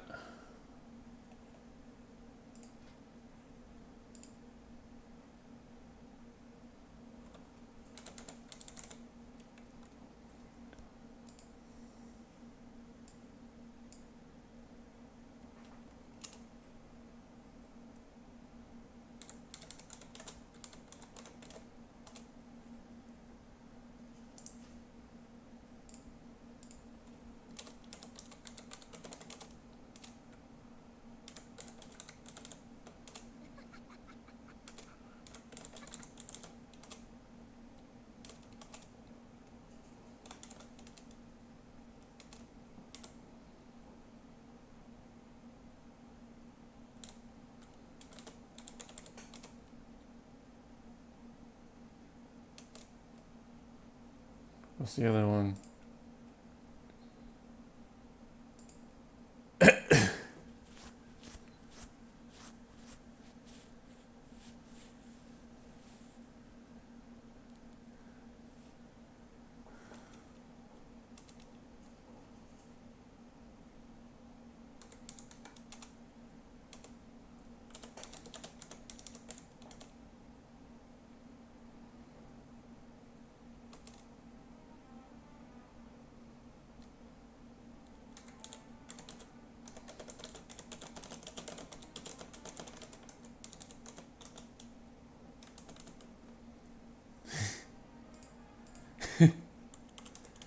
I was reading a safe word.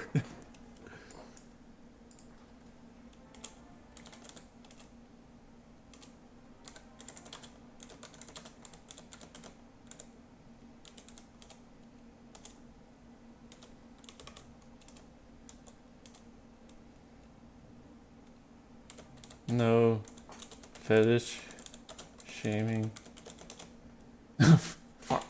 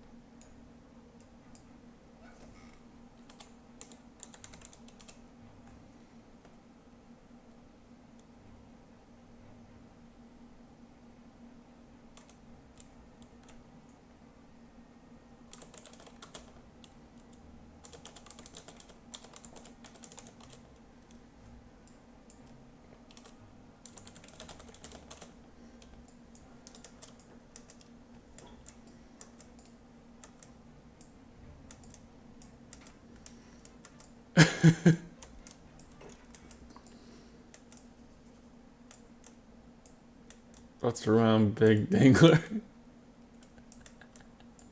Oh my god, it's funny.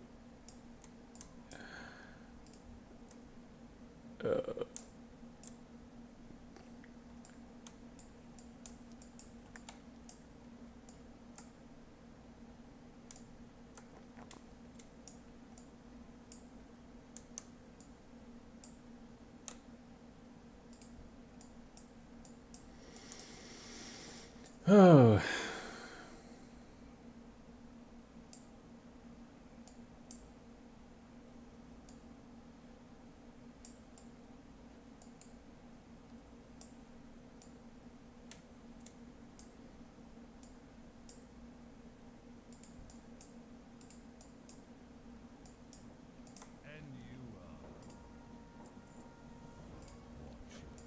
Watch your back.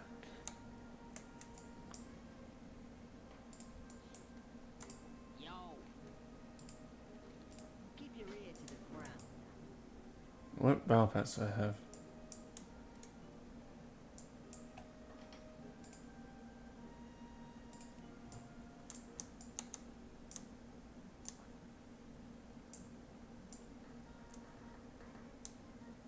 Sheep! That's not a dung beetle.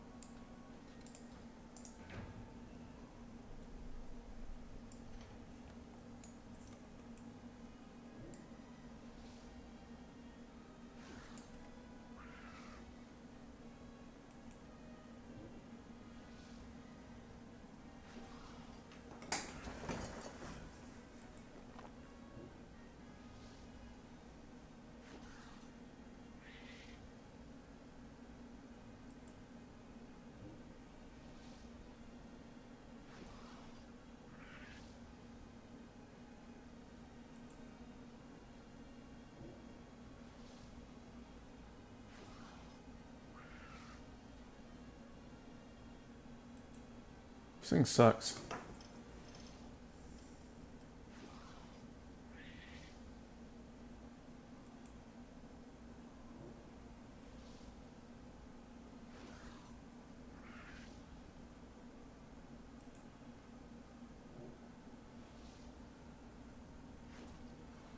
No.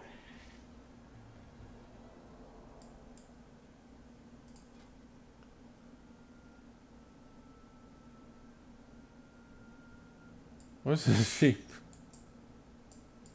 Tongue beetle is a sheep.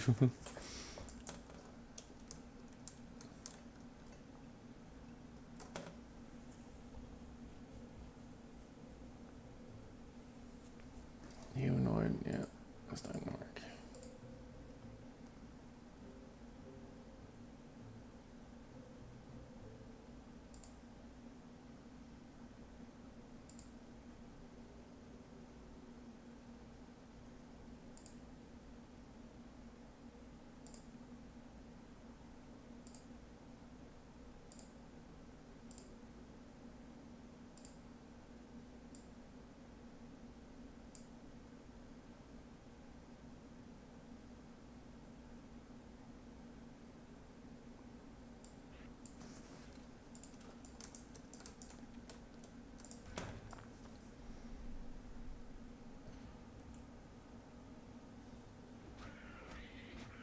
Damn.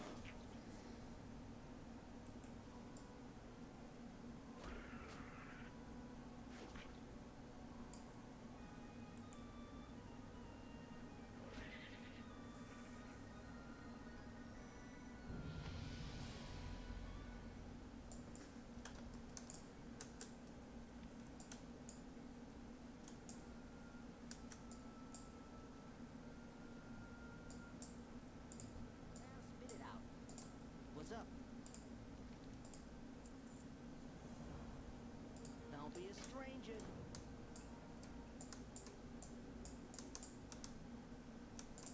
Got the best deals anywheres.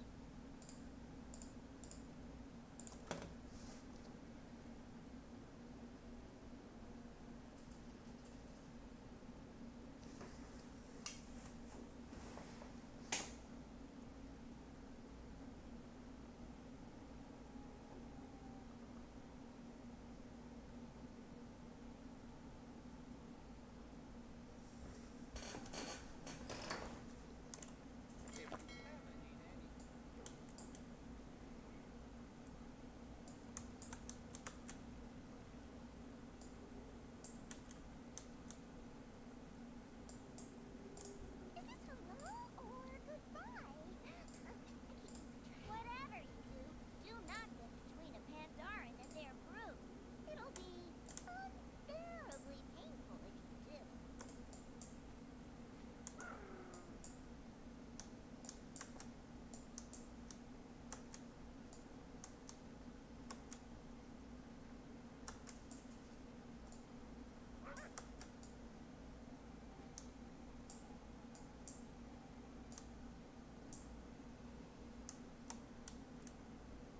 Get me over there.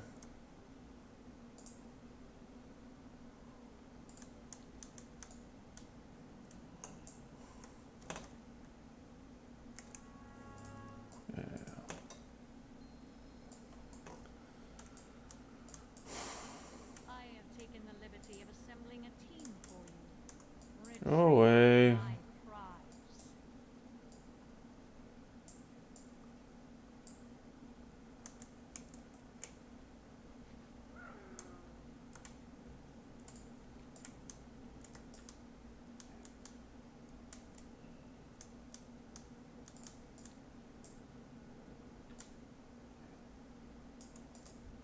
Greetings, champion.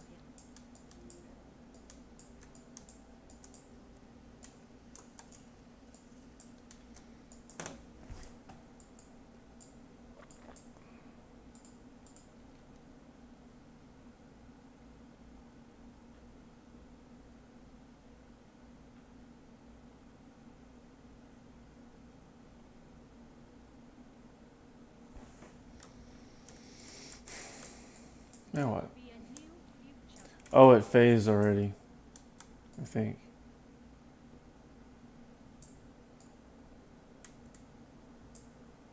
Whatever.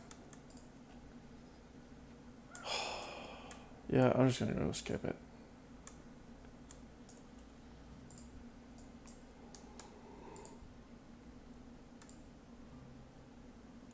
I like that.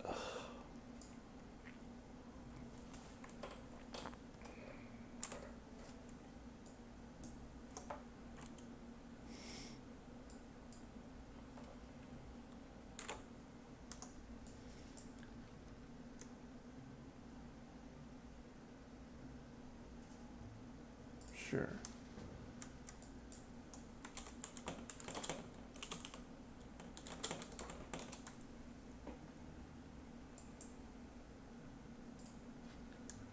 Oh yeah, the charter is not filled out yet. I gotta wait.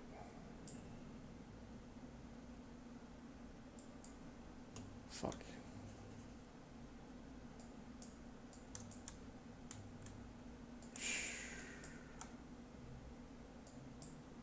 Damn it, God.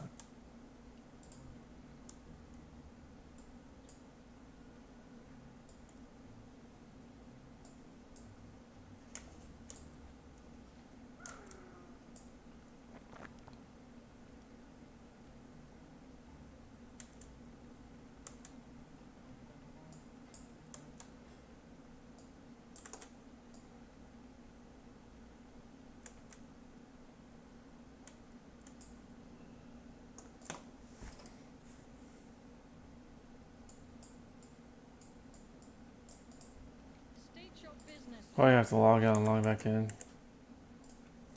Let's try that.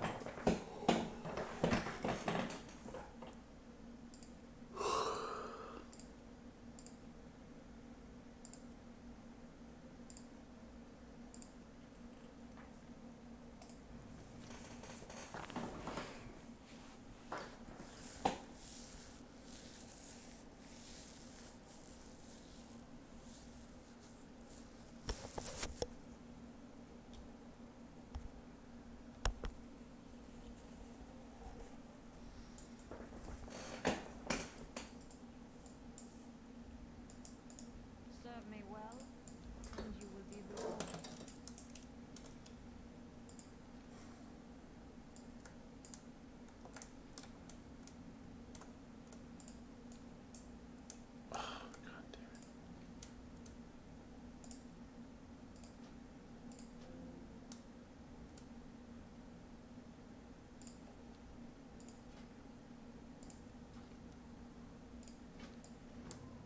Alright, try again.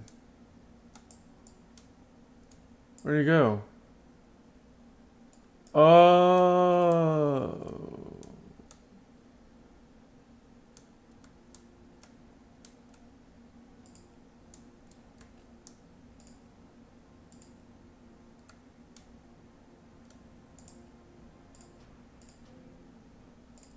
Try again.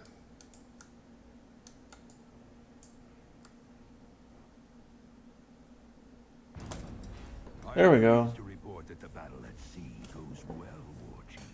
Our forces report decisive. Yeah. The tip of the Horde spear. No greater honor.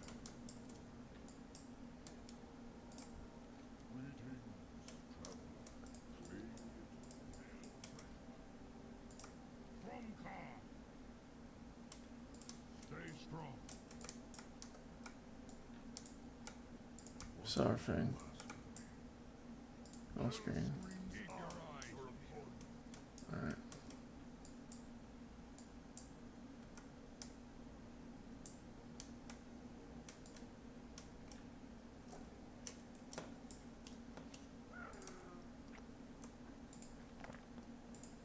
I need to target something first.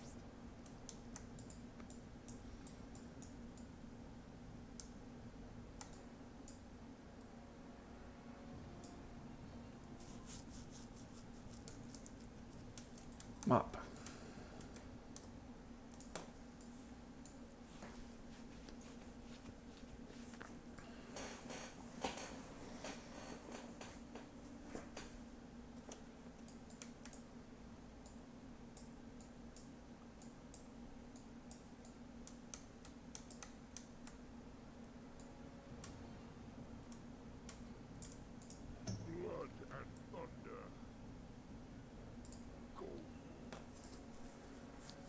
Cool. I want that.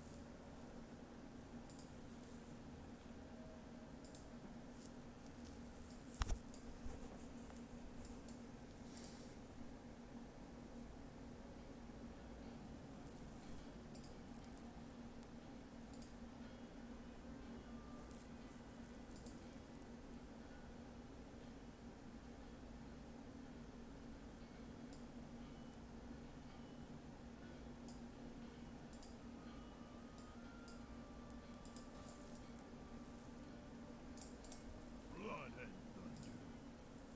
Our orders stand, no matter the cost.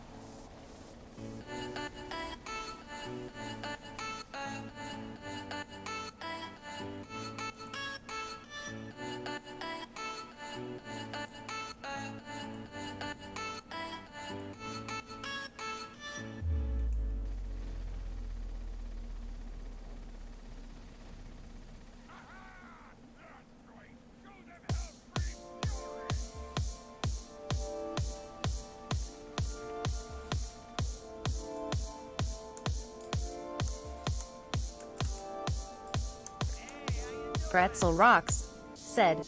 Now playing Bridges by Letternet https://prtzl.do/new4a7crib.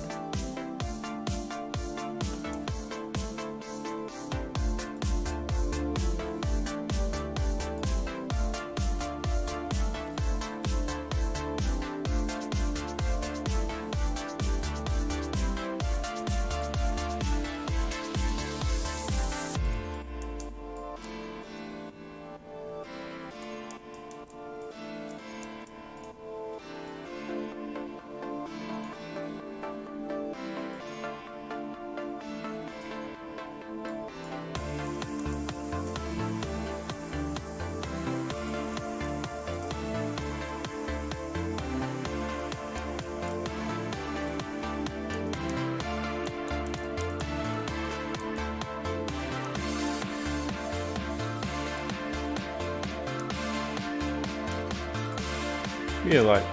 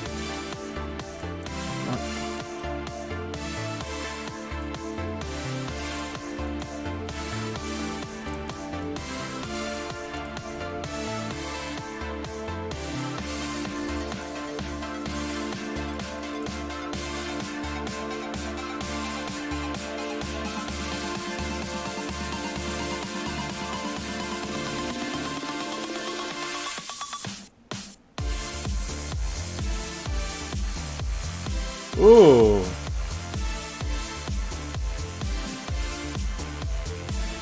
I like that.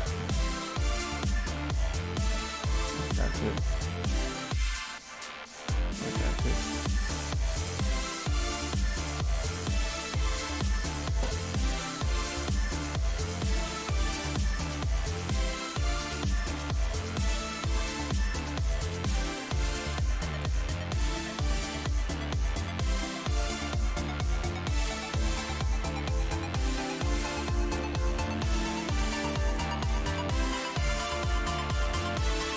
I like that. Ooh! And it pops up. Hell yeah. Mythic Blackrock.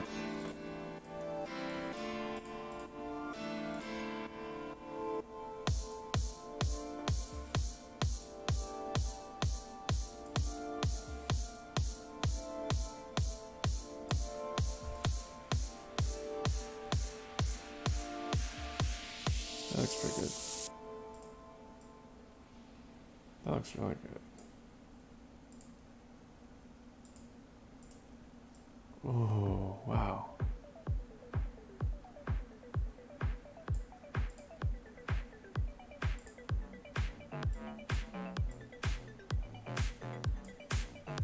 Pretzel Rocks said, now playing Lights by SVRG Whoa. to https://prtzl.do/44u3 lujuo.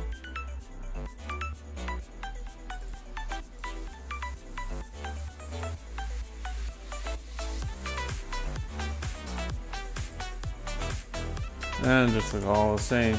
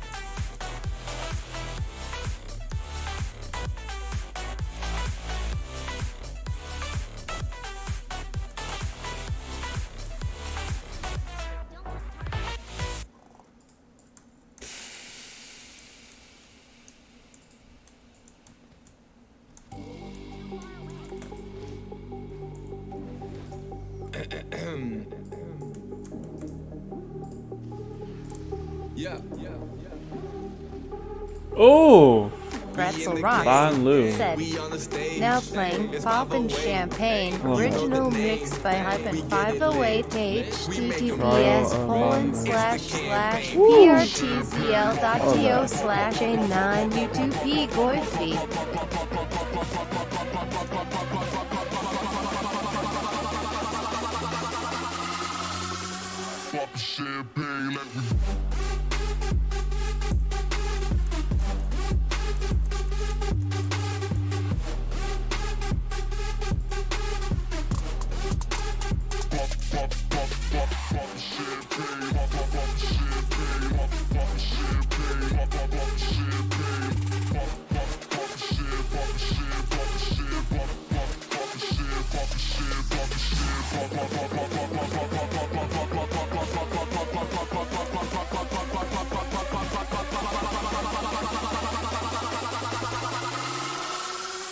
DK.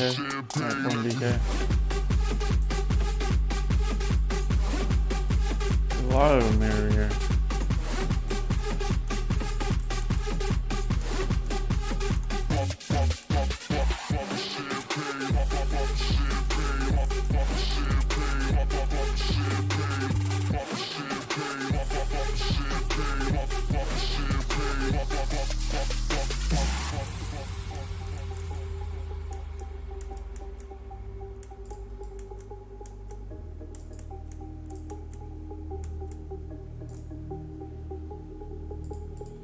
We in the game. We on the stage. It's 508. You know the name. We in the game.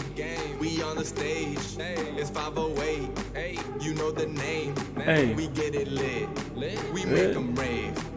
It's the campaign. Pop champagne.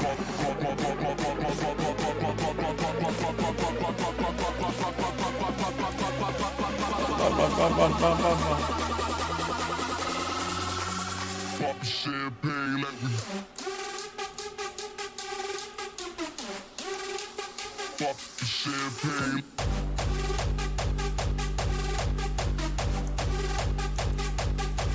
Any more?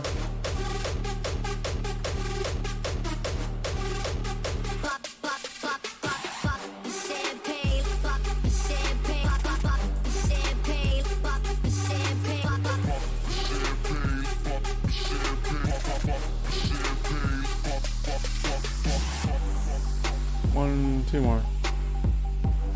Damn it. Is it face? Nope. Damn it.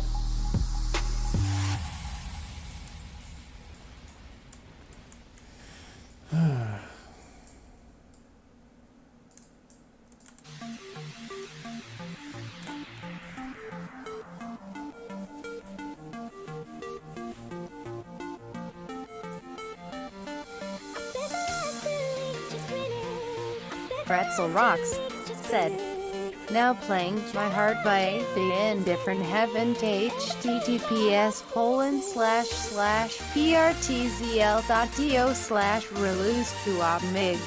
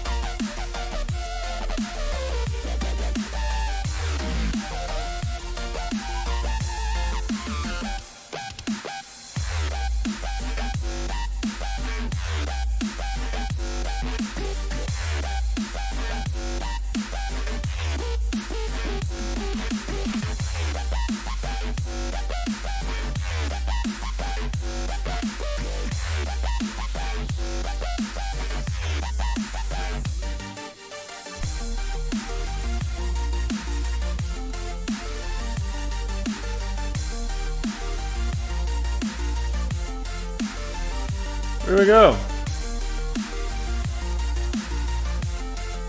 Oh.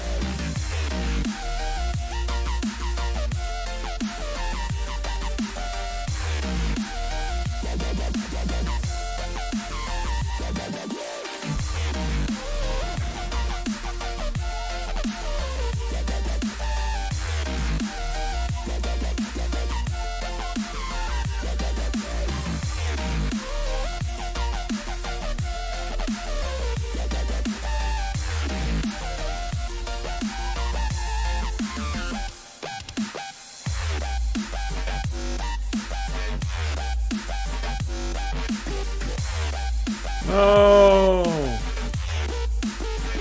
No! No!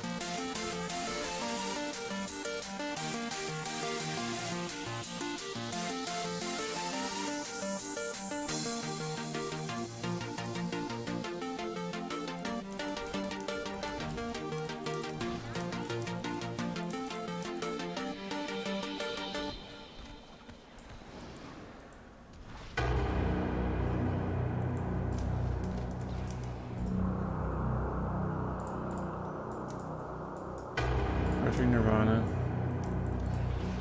Pretzel Rocks said, now playing Diablo by approaching Nirvana to https://prtzl.do/pgmatxweave.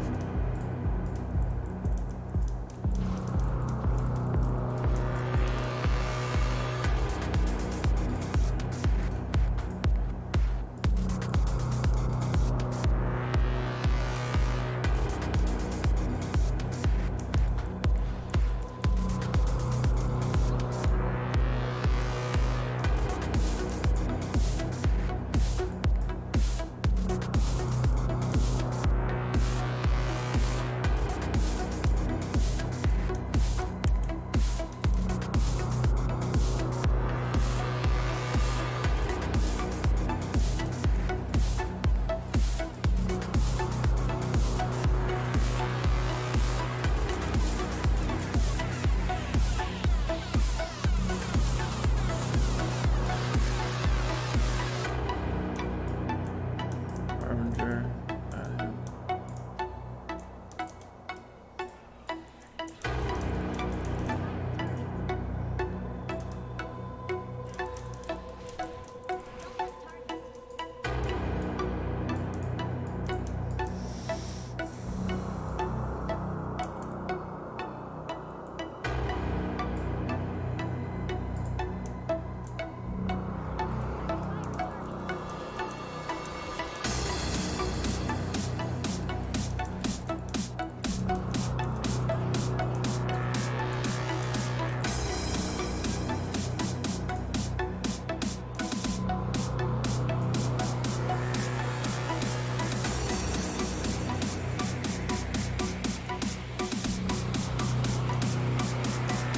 Wait, where do I go?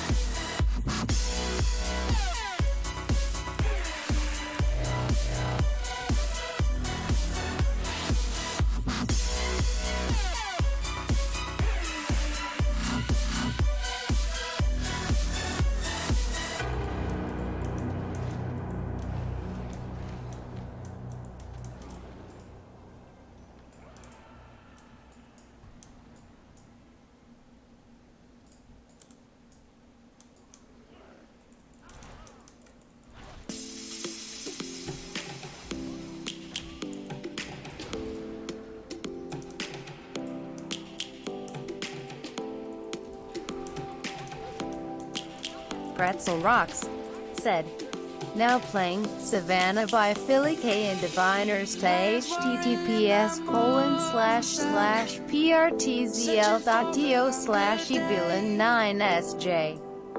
People feeling like the light has just come. We must never stop the way. Yeah. Birds jumping and I hear my name, grasping into life. Life is happy, but it's so insane. We must merely make a start. Savannah, I'm coming home. Savannah, we'll never be alone. Savannah, the beauty of the world. Savannah, let's all take a roll. Savannah.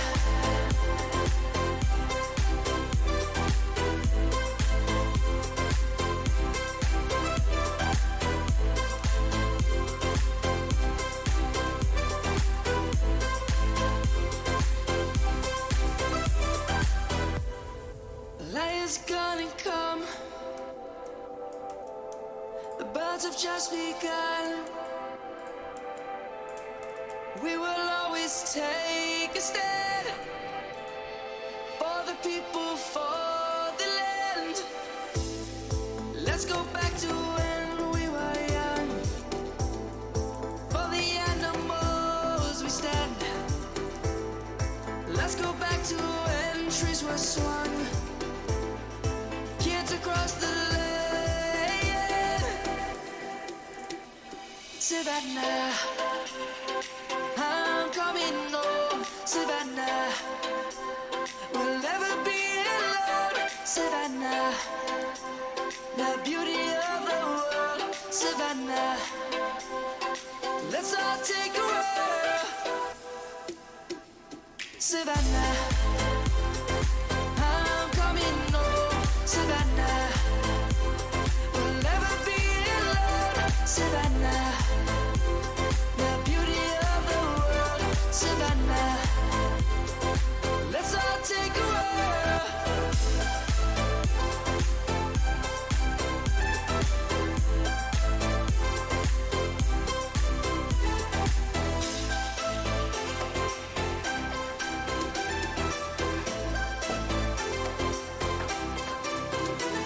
Savannah, I'm coming home. Savannah, we'll never be alone. Savannah.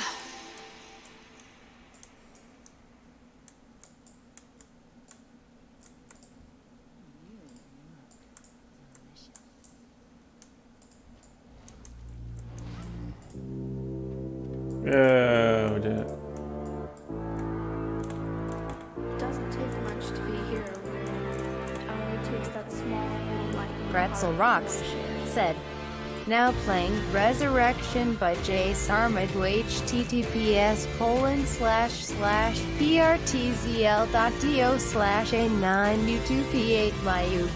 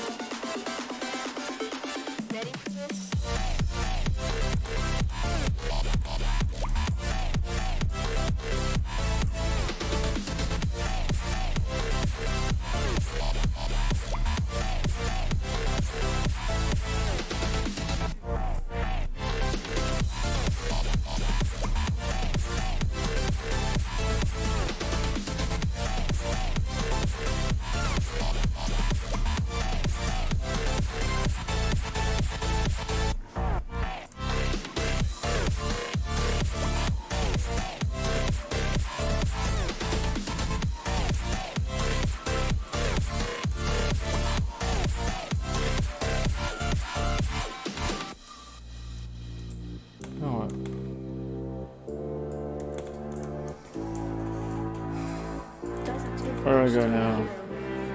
Kun Lai? That small little lightning heart.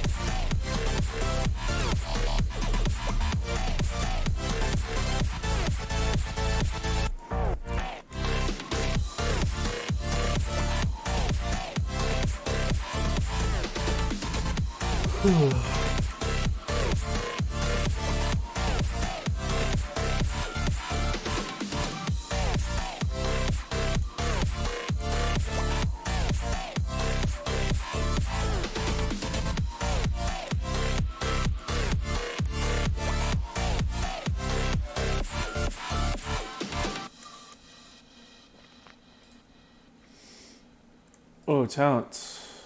Not until level 15, right?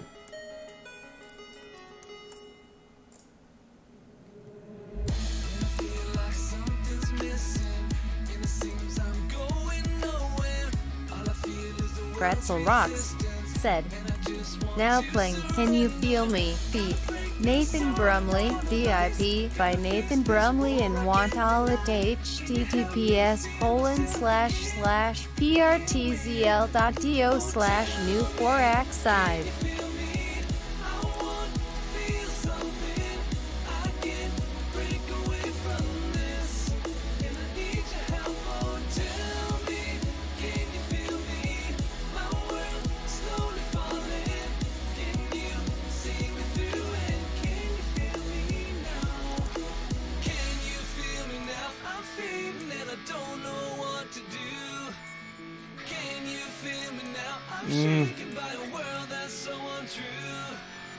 Every day it's the same, I can never get away. Everything that I say never seems to make a change. Can you feel me? Different. Forsaken and I don't know what to do.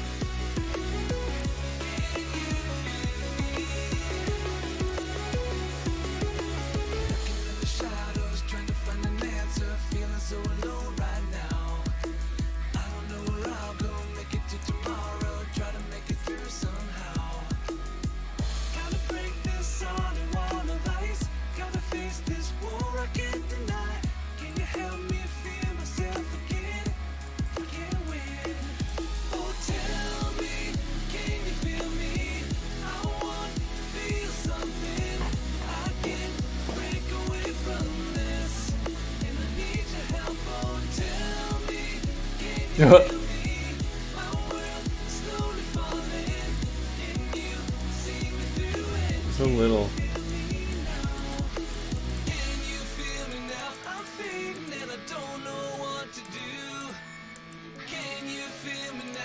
Shaken by a world that's so untrue. Every day it's the same, I can never get away. Everything that I say never seems to make a change. Can you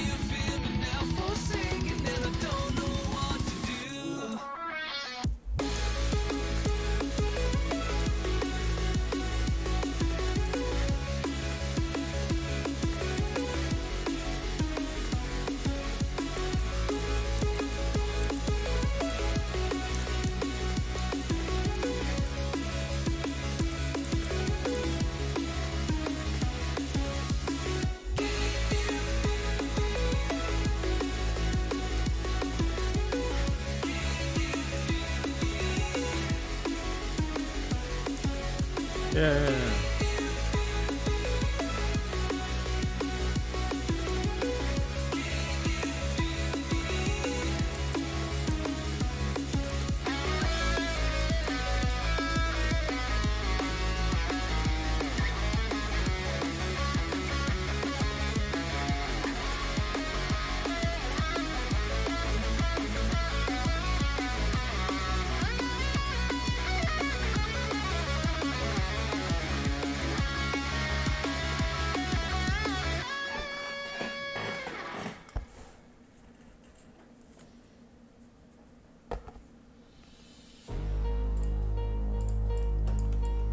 Come on.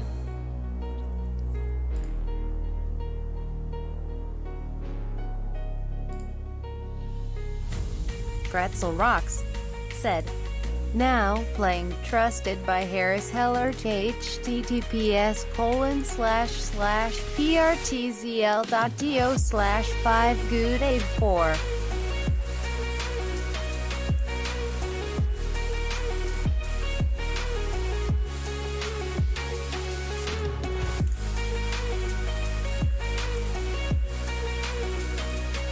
No.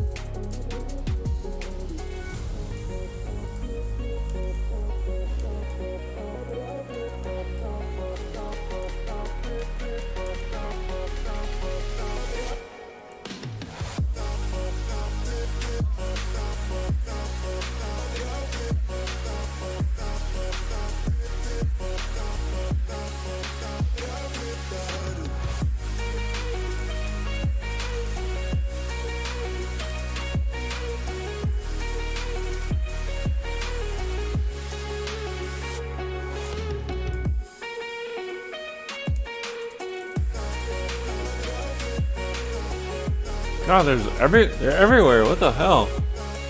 There's like 9 people here. I've never seen a loading zone active.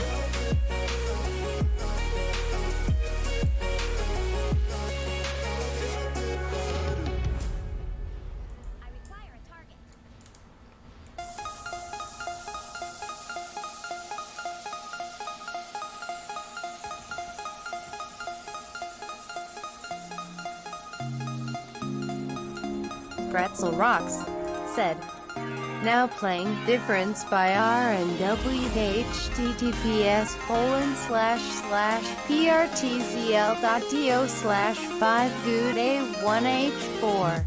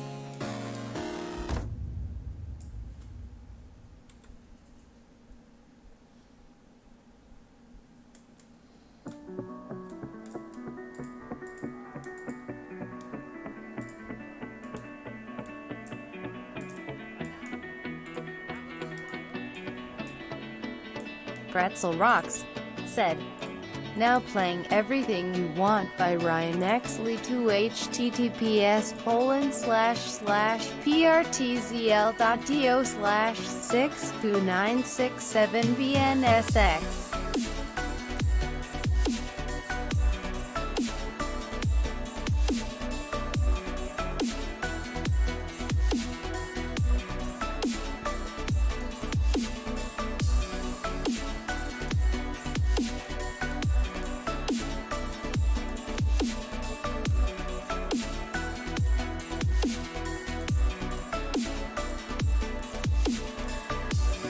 I'll be everything you want.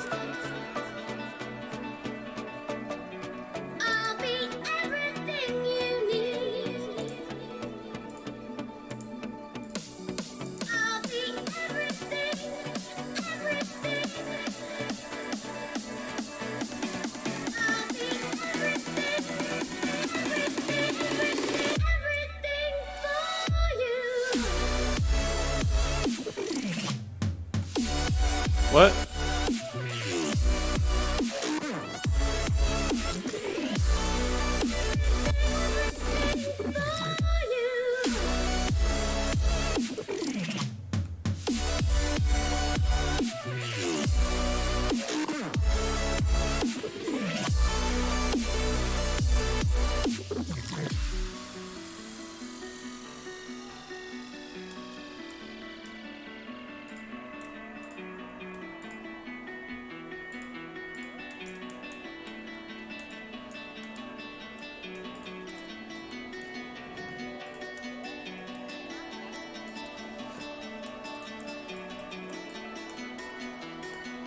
I don't know.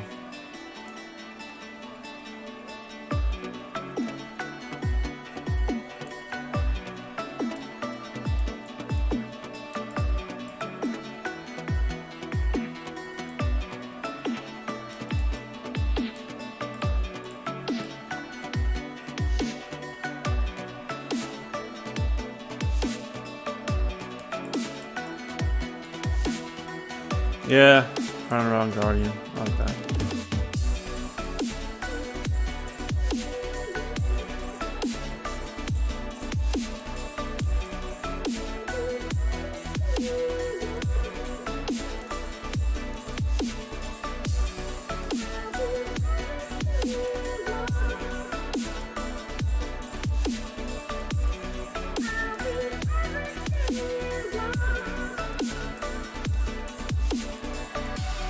I'll be everything you want.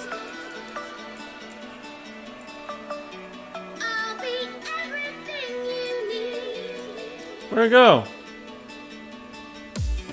Oh, I'll be everything, you're gonna take them all out. I'll be everything, everything for you.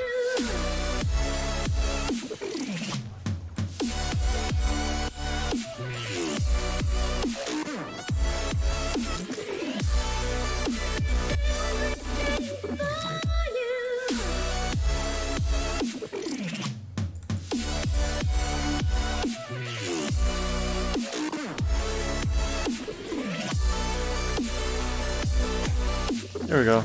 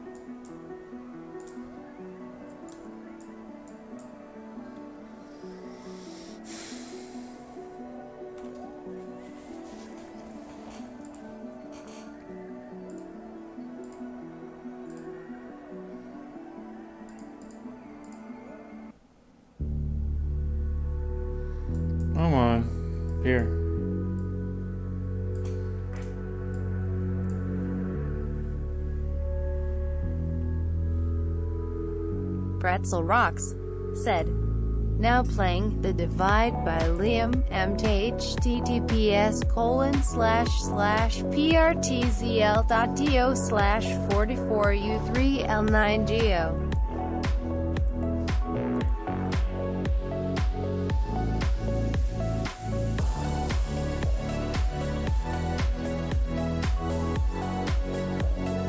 Who? Oh shit! Wait, he was an imposter.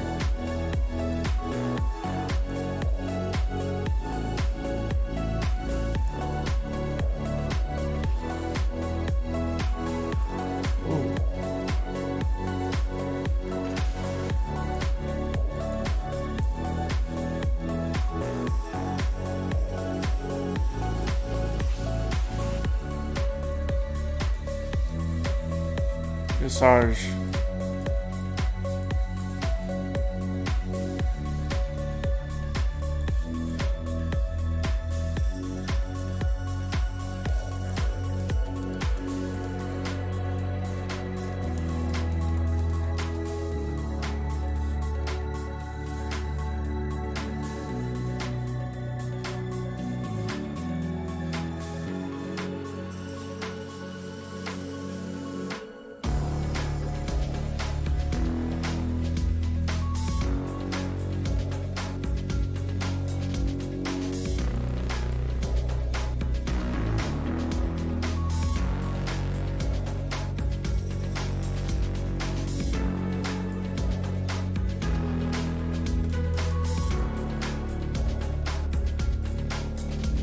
What?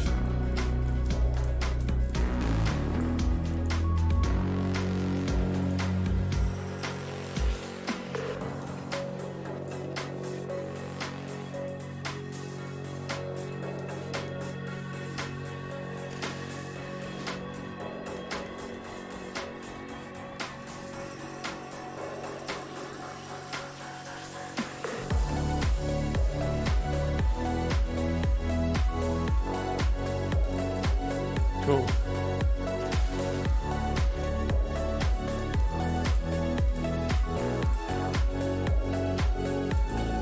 I have a turtle, don't I? Oh.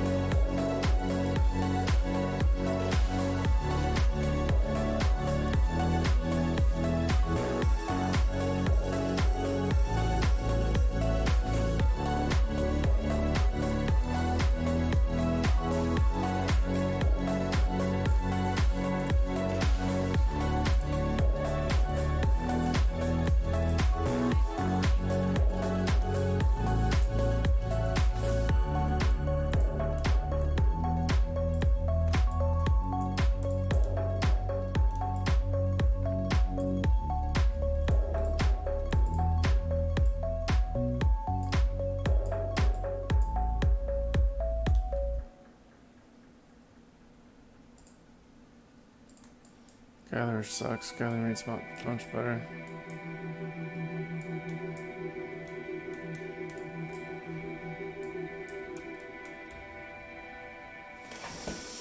Pretzel Rocks said, now playing Kinetic Potential by Big Giant Circles to https://prtzl.do/5goody4.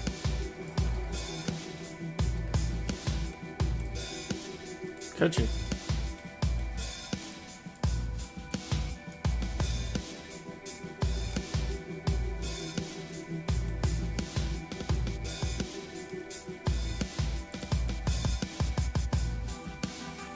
Alright, I'm gonna get back on at 7.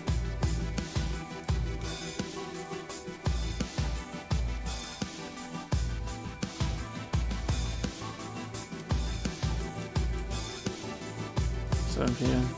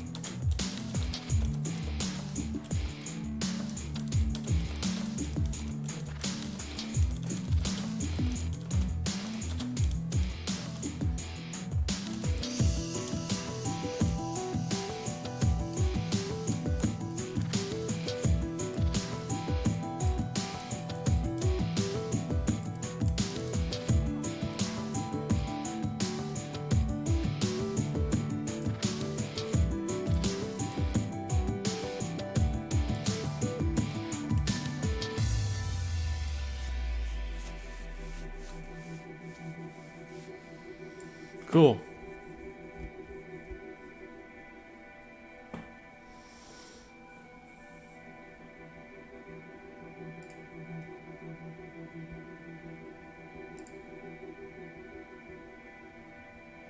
What is this? Oh yeah.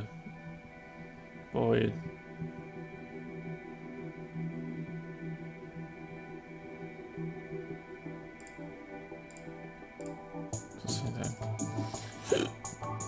Alright. Thanks for coming in. I'll be back on at 7 p.m.